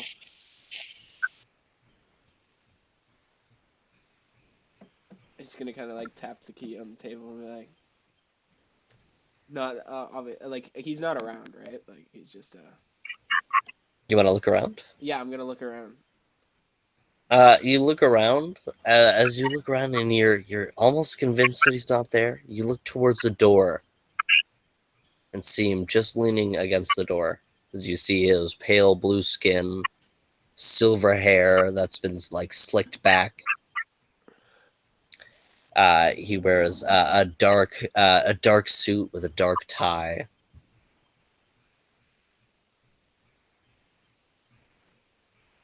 I'm gonna raise my glass to him and then actually drink it this time. He opens the door and disapparates as you down the glass. Yeah, finish it and be like,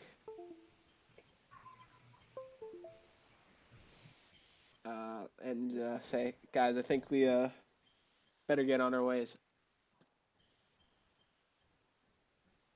Yes, it's not exactly a warm welcome here, is it?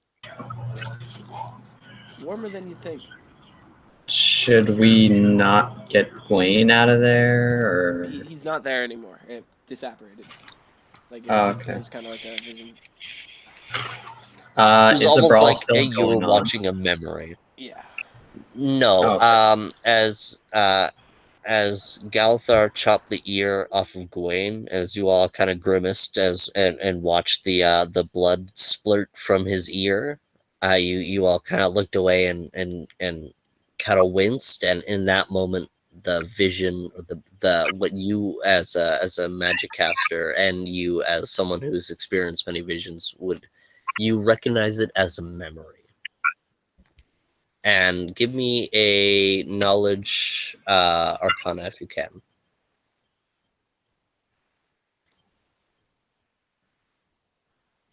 Yes, you. Okay.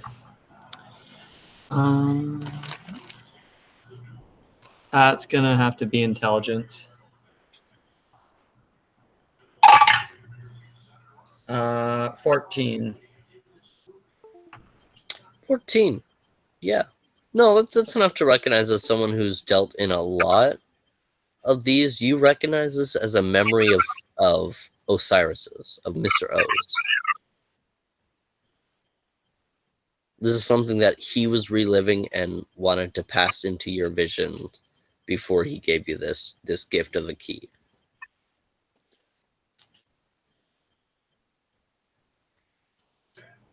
Okay, cool.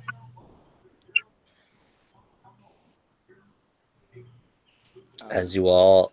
go Oh, ahead. sorry, go on. No, you go on. No, I'm not saying something until we're in the cart, anyways. So. Yeah. You make your way back into the cart and back onto the road? I'm fine with that arrangement.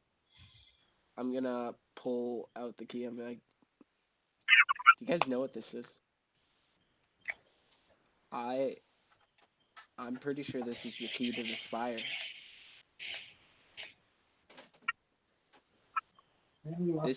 This marking here, it's the same as Gavalis's tattoo.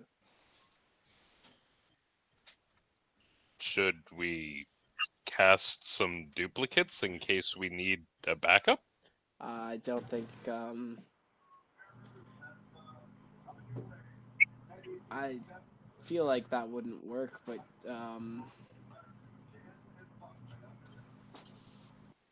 I think it's better if we just keep it safe and don't require any duplicates. I doubt we could Alright. replicate whatever spells in it. There's no way it's an innate key.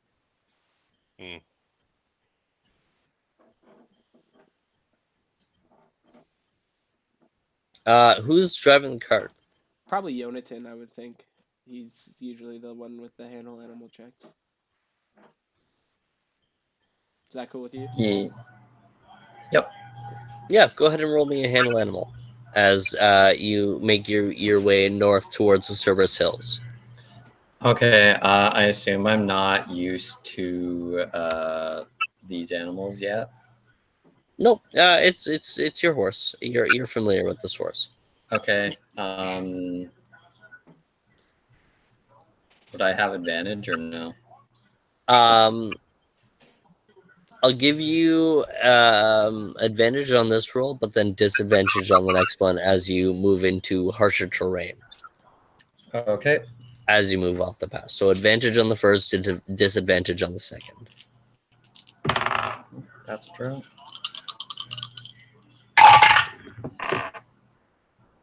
That's cocked. Okay. That is a animal. That is a 33. All right, and the disadvantage? The one on disadvantage.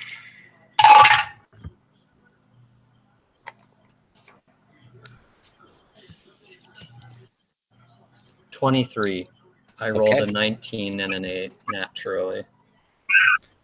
As the journey towards the Cerberus Hills, as you follow the waystone towards Saphira's camp,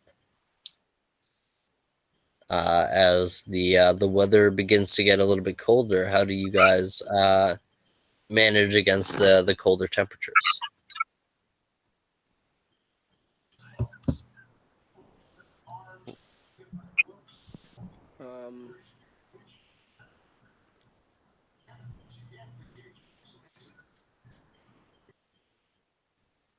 We've been up here before. We probably have some sort of coats or something. I'm gonna take a cloak from my bag and put it on. Kind of trying to get it to fit over my armor jankily. I'm just not gonna bother putting a coat on and instead cast Endure Elements.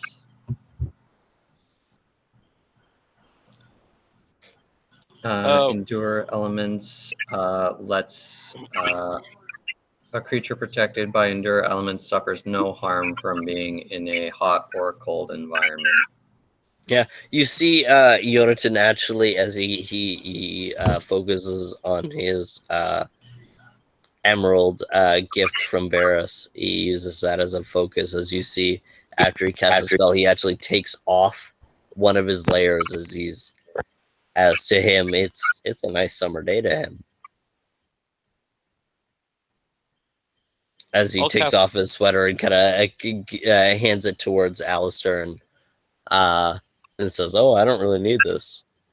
Gestures towards him. Anyone else need the good sweater? Okay then. Like breathe fire. Would I be able just to like half activate it so I just have the heat coming in from inside me? Sorry, what do you want to half activate? So you know how I have the ability for dragon breath, right? Yep. I was wondering if I could, instead of doing like a full breath, just have it where it's like I can summon the heat so it just warms me from inside. Oh yeah, absolutely. As you kind of begin to focus on your dragon heritage, you feel your chest begin to warm as the rest of your body follows suit as you focus your breathing and are able to endure the elements through your own dragonic warmth. Is And everyone good then? I'm just used to the cold, so I think so. I'm good. Yeah. Oh yeah. This is actually as far as Shadowguard weather goes. This is probably the warm. Like this is warmer than the warmest day on Shadowguard. So to you don't care. Just James, give me a quick 5, and then we will talk to Safiri. Impossible.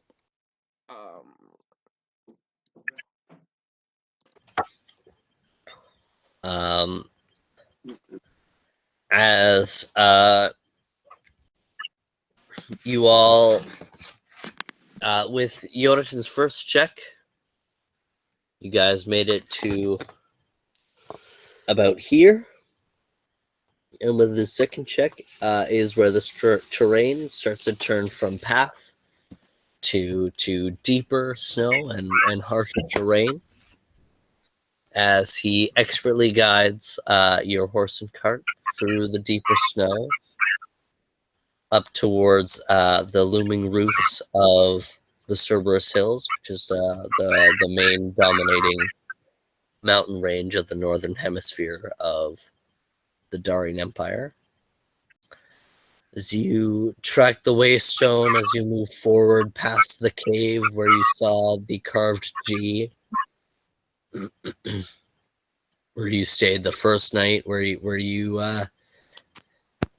met.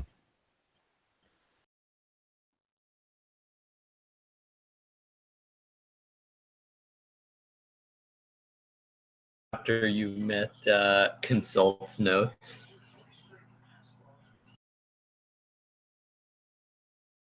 No, he was just dying. Yeah, I was just dying. Sorry. Oh, my bad. After My bad. you first met. Oh, my bad, bro. You die in peace, I guess. As the first time you met Safiri up in the Cerberus Hills. You find the waystone leads you a little bit more north and towards the east.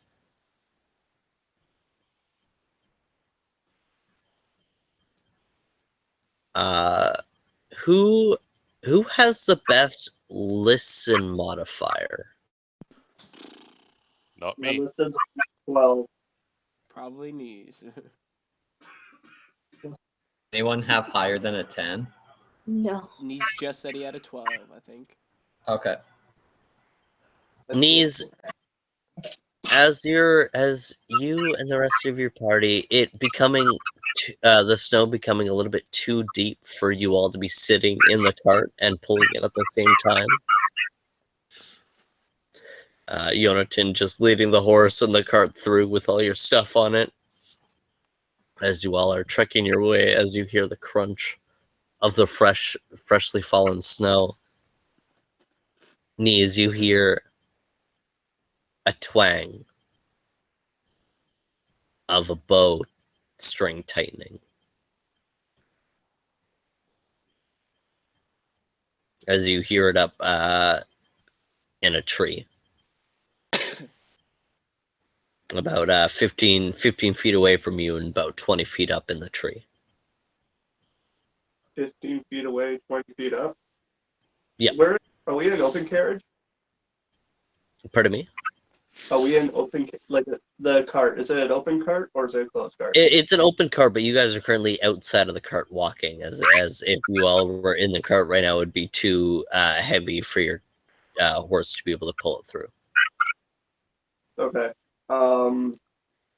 With hearing that, I turn and fire a lightning bolt breath upwards Oh damn. towards the noise. What do you roll on your lightning breath? What's your attack as you react first? Oh, I don't roll for an attack. It's a reflex save. It's a reflex. My dice are all the way over here. All right, Owen, I'm gonna use the pink dice that you gave me. Hey. And if the I'm roll's bad, boxing with a it's all your crazy fault. DM.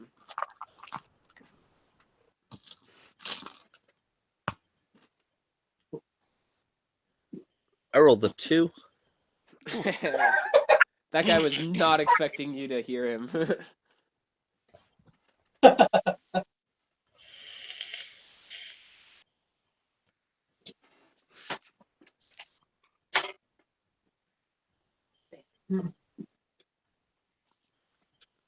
Yeah, so that definitely doesn't hit the reflex.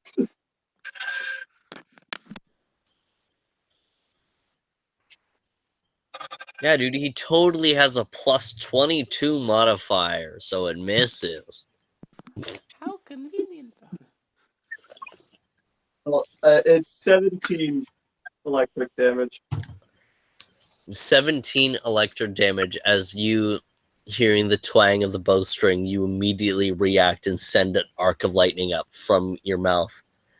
As you hear almost like a dog whimper as you see a humanoid form of a dog folk tumble out of the tree and slam into the snow ground below.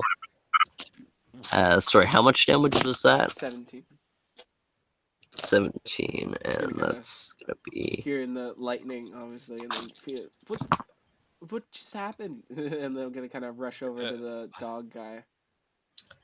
an extra 16 damage from fall damage, as he's pretty fucked up.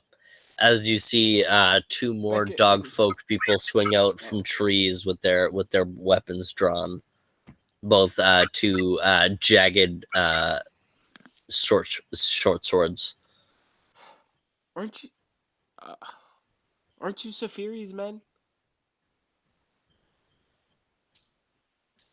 Why do you cross into our territory? We have business with Safiri.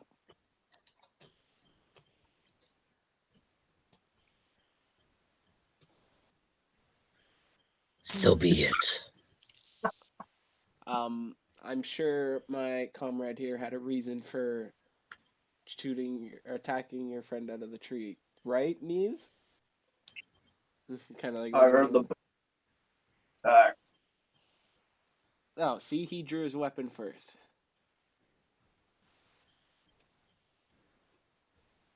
Follow. He leads you. I'm gonna take through- the damaged guy and put him in the cart. Put a blanket on him. As he leads you into a valley, into a shallow cave where you see a roaring bonfire roasting 3 large elk at once. As you see different dog folk turning the rotisserie and making sure each are cooked evenly. See different various tents and other fires laid out, and as you approach, you see 2 sentry dog folk kind of look out and snarl for a moment, and the dog folk leading you just puts up his hand and they nod and allow you to pass, leading you towards a dog folk who's much larger than the rest. Most of the dog folk stand about 5'6". He stands about 7 to 8 feet tall, with bleach white fur that has been blood stained over time. To his left, you see a large, ornate warhammer. As he's discussing with a few seemingly more high-ranking members of his herd. Do we like pass As by a medical tent that I could have like dropped that dude off at as we were passing by? yeah, Why drop him off as at you a medical tent? After all, this is a prime opportunity for me to spend a little bit of time with this dogfolk character and express to him the virtues of Greycliff Industries' Stone of Agu, the Healing Stone. Just hold it inside of your hand, press it against the harmed individual, and repeat the word Agu. And that, in and of itself, will slowly heal the person over the course of time. I'm gonna put it in the dog folks' hand, and then just like, or you don't want to let him keep it. All right, watch this.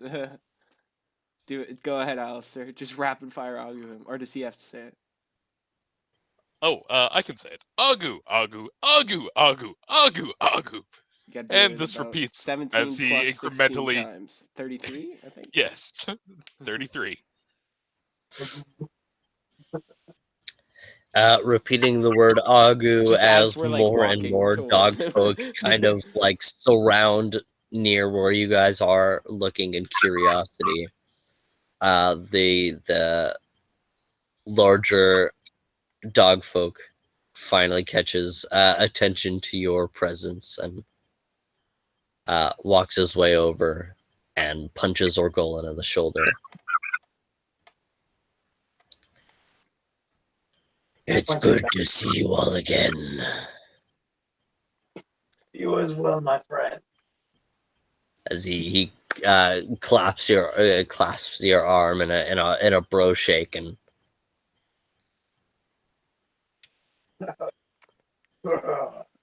to what do I owe the pleasure? Well, if you remember the last time we met, we're due for another spire attack, and we hear you may know where to find Cavalus's. The Spire of Lies. You have the means to enter. I'll produce the key. Yeah. There's some crazy motherfuckers. Shoot I him like it. Shoot him a wink. Isn't that obvious? Would you stay for dinner? What time is it now? Obvious. Probably getting around 4 o'clock. Yeah, why not? Don't want to go march to our deaths on an empty stomach.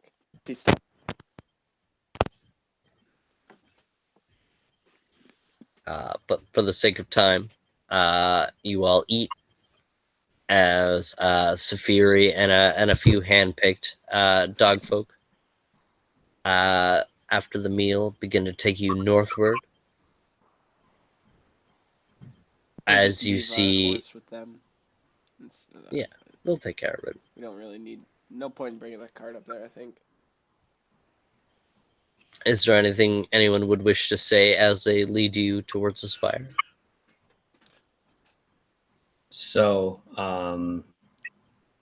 Safiri, have you scouted out the tower yet? Any information you can give us? Yeah, do you know anything at all about it? Tower is odd. It occasionally kind of shimmers. But it's not like it doesn't exist. It's physical. It's there. It just seems to be in an odd state. A lot of that going around lately. But we tried to pick the lock of the front door, and all of our efforts have failed. Yeah, I assume this key's magical. We thought as much. Beyond what lies in the spire, I cannot tell you. But I can tell you from knowledge of Kavalis that he has an ego. He wants to he wants to give you a hint and still watch you struggle. So lean into his ego and watch out for his clues, as they might give you a hand in making your way through the spire.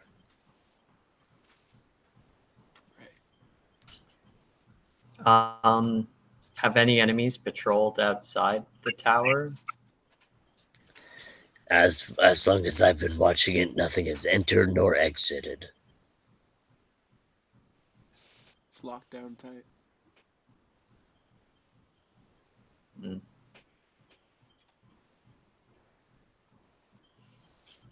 All right. Well, time for us to get to work on locking down this motherfucker. And, well, I'm going to be honest. If this is the last mission we're on before we die, it was a pleasure serving with you lads. Can't think like that. Not at least until we save Calduin. If we die, we might as well do it all together. Indeed. I don't like that option. How about we aim for a more optimistic output? I'm okay with everyone making it through this just perfectly fine. As Alistair tries to project these feelings, you see the spire come into your view.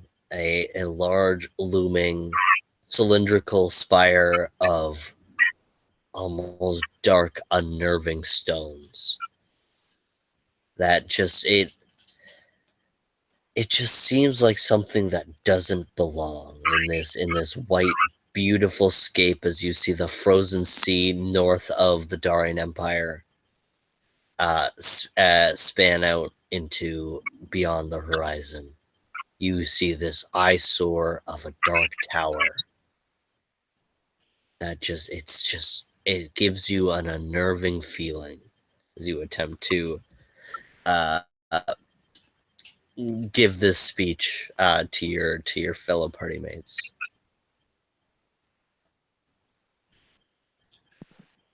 You know what? I'm with him. If I'm gonna die, I don't want it to be in that butt ugly tower. Yeah, there's way better cards that I could find. Certainly Agreed. better crafted. Absolutely. Okay, let's keep on here. Before we And go as in, you I'm just going to pop into the hole for a minute. That way I load up on a couple of extra pieces of dowling in case I need to make a disposable rod or wand or two. Go for it. While I slip down there, I make my way down into the bedroom level of my hole and pull out from underneath my pillow a single wand, slip it in, go back up to the workshop level. I'm gonna need a dowel of Eldritch Whirlwood. Zinnia, do you have any of the bronze wood? And I think I could use some Fey Cherry. Of course, master. Let me retrieve it for you. Excellent. Here you are, sir. Perfect. Thank you. slip them to the last remaining registers that were inside of the wand bracer. Okay, I've got the Etcher, the Fell Sonic Snap, and 3 blanks ready to go. Let's have some fun. Do be safe, Master. I don't I know will what return. I'd do without you. And I climb back out of the hole. Okay, I've got my blanks ready to go. Just kind of come on then from like further down the hill as we're heading towards this fire. All right. The large looming doors in front of you. The doors seem to be painted with you guys know like the whatever, like the Void 3 paint Yeah. that like Black. The is light like absorbing super paint. dark. Yeah. The black is black. Kind of like That's Vanda what Black. Yeah. that's what the door is painted with, is like the unnerving kind of dark gray stones, and then this just black opaque door looming in front of you with a silver keyhole in one of the doors. Are we ready? Should we Hell bring yeah. Lavender with us? Should we what? Should we bring Lavender with us? Or do you think that she would better serve waiting out front? That's really your call. You know her abilities better than we do. We have no idea what this tower is going to be like. Will she fit? You tell me, man. It She's a seems large big creature. enough, like at the doorway that you are currently standing at. It seems big enough for her to fit. Maybe we can have her. All right. Yeah, okay. All right. Well then, I'll let her out of the hole, fold the hole back up, put it in the backpack, and I'll go ahead and hold her by, or at least guide her by one of the 3 heads. All right. Let's do this. As you slip the key into the keyhole, you turn and you hear a lock click. So you remove the key. The door on its own swings open as the opaque black doors. Upon them, you see a almost abstract-like painted version of Cavallis. As you hear his laughter. Let's have some fun. As you see the abstract painted versions of him extend their arms out, almost very cocky, like beckoning you in as the doors swing open. As they swing to a stop, you see the abstract version stop moving, as if they're welcoming you into the spire. Can you repeat what Jeshima said one more time about the trap at the end? Or The trap at the end of the hallway is inevitable, and it will lead to consequences if you enter. Okay.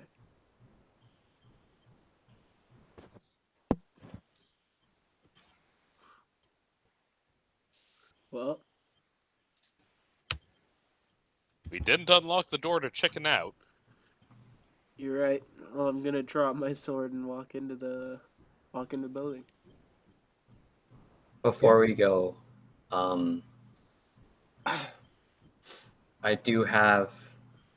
I would think, best trap finding abilities out of anyone here.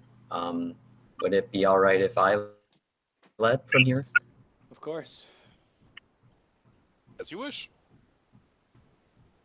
I am going to lead the party as I go in to the tower. As you lead the way, as you purge your way into the boundaries of the tower, you feel yourself almost passing through a force field. As you step into the dark room, the dark opening room of the spire. It's a very similar cylindrical or circular room as the first room, however, not as dark as Jeshima's Spire of Darkness. Peter, stay back. Go back. Go back to the camp until I find you. He growls at you and nuzzles right into your hip, as if to say, "I'm not leaving you." Peter, I don't want you to die.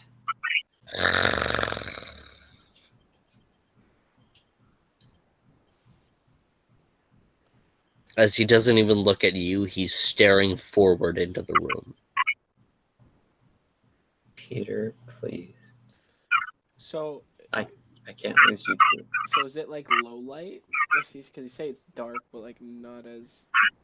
It's low light. It's dark, but it's not like the void darkness of Jeshima's Spire, and it's not like a pitch black room. There is minimal light in the room. Okay.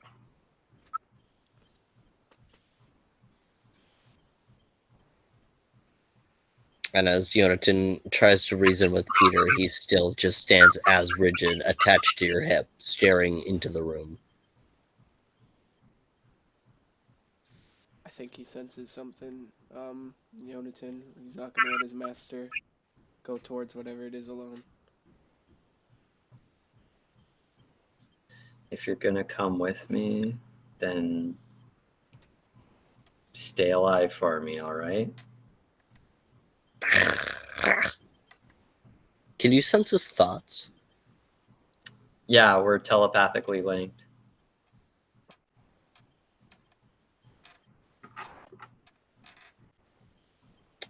He says he smells dragon blood. Damn, Peter, what do you know about dragon blood? Dragon blood. Apparently enough. Here? Why? I don't know, but I sense it.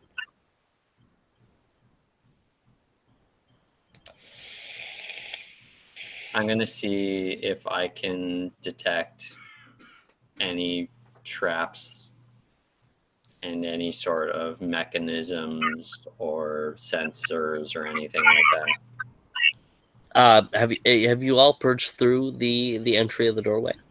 I went in first, and so yes, I have. Jonathan did. Everybody else follow?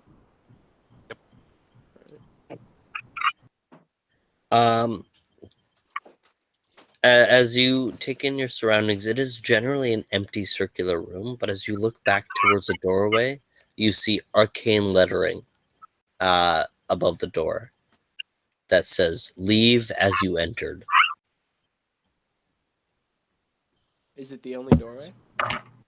It is the only, it is like the only doorway, but across from you from the cylindrical room, you see a stairwell that descends downward.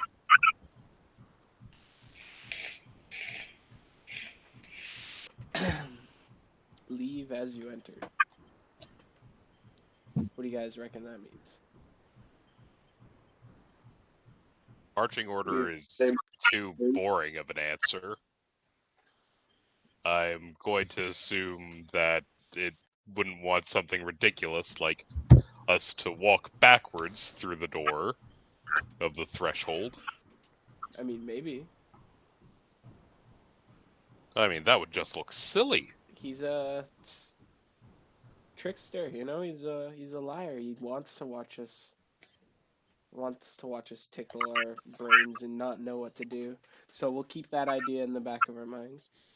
So is that saying to leave the building or to leave this room? Because there's also a staircase. What do we do?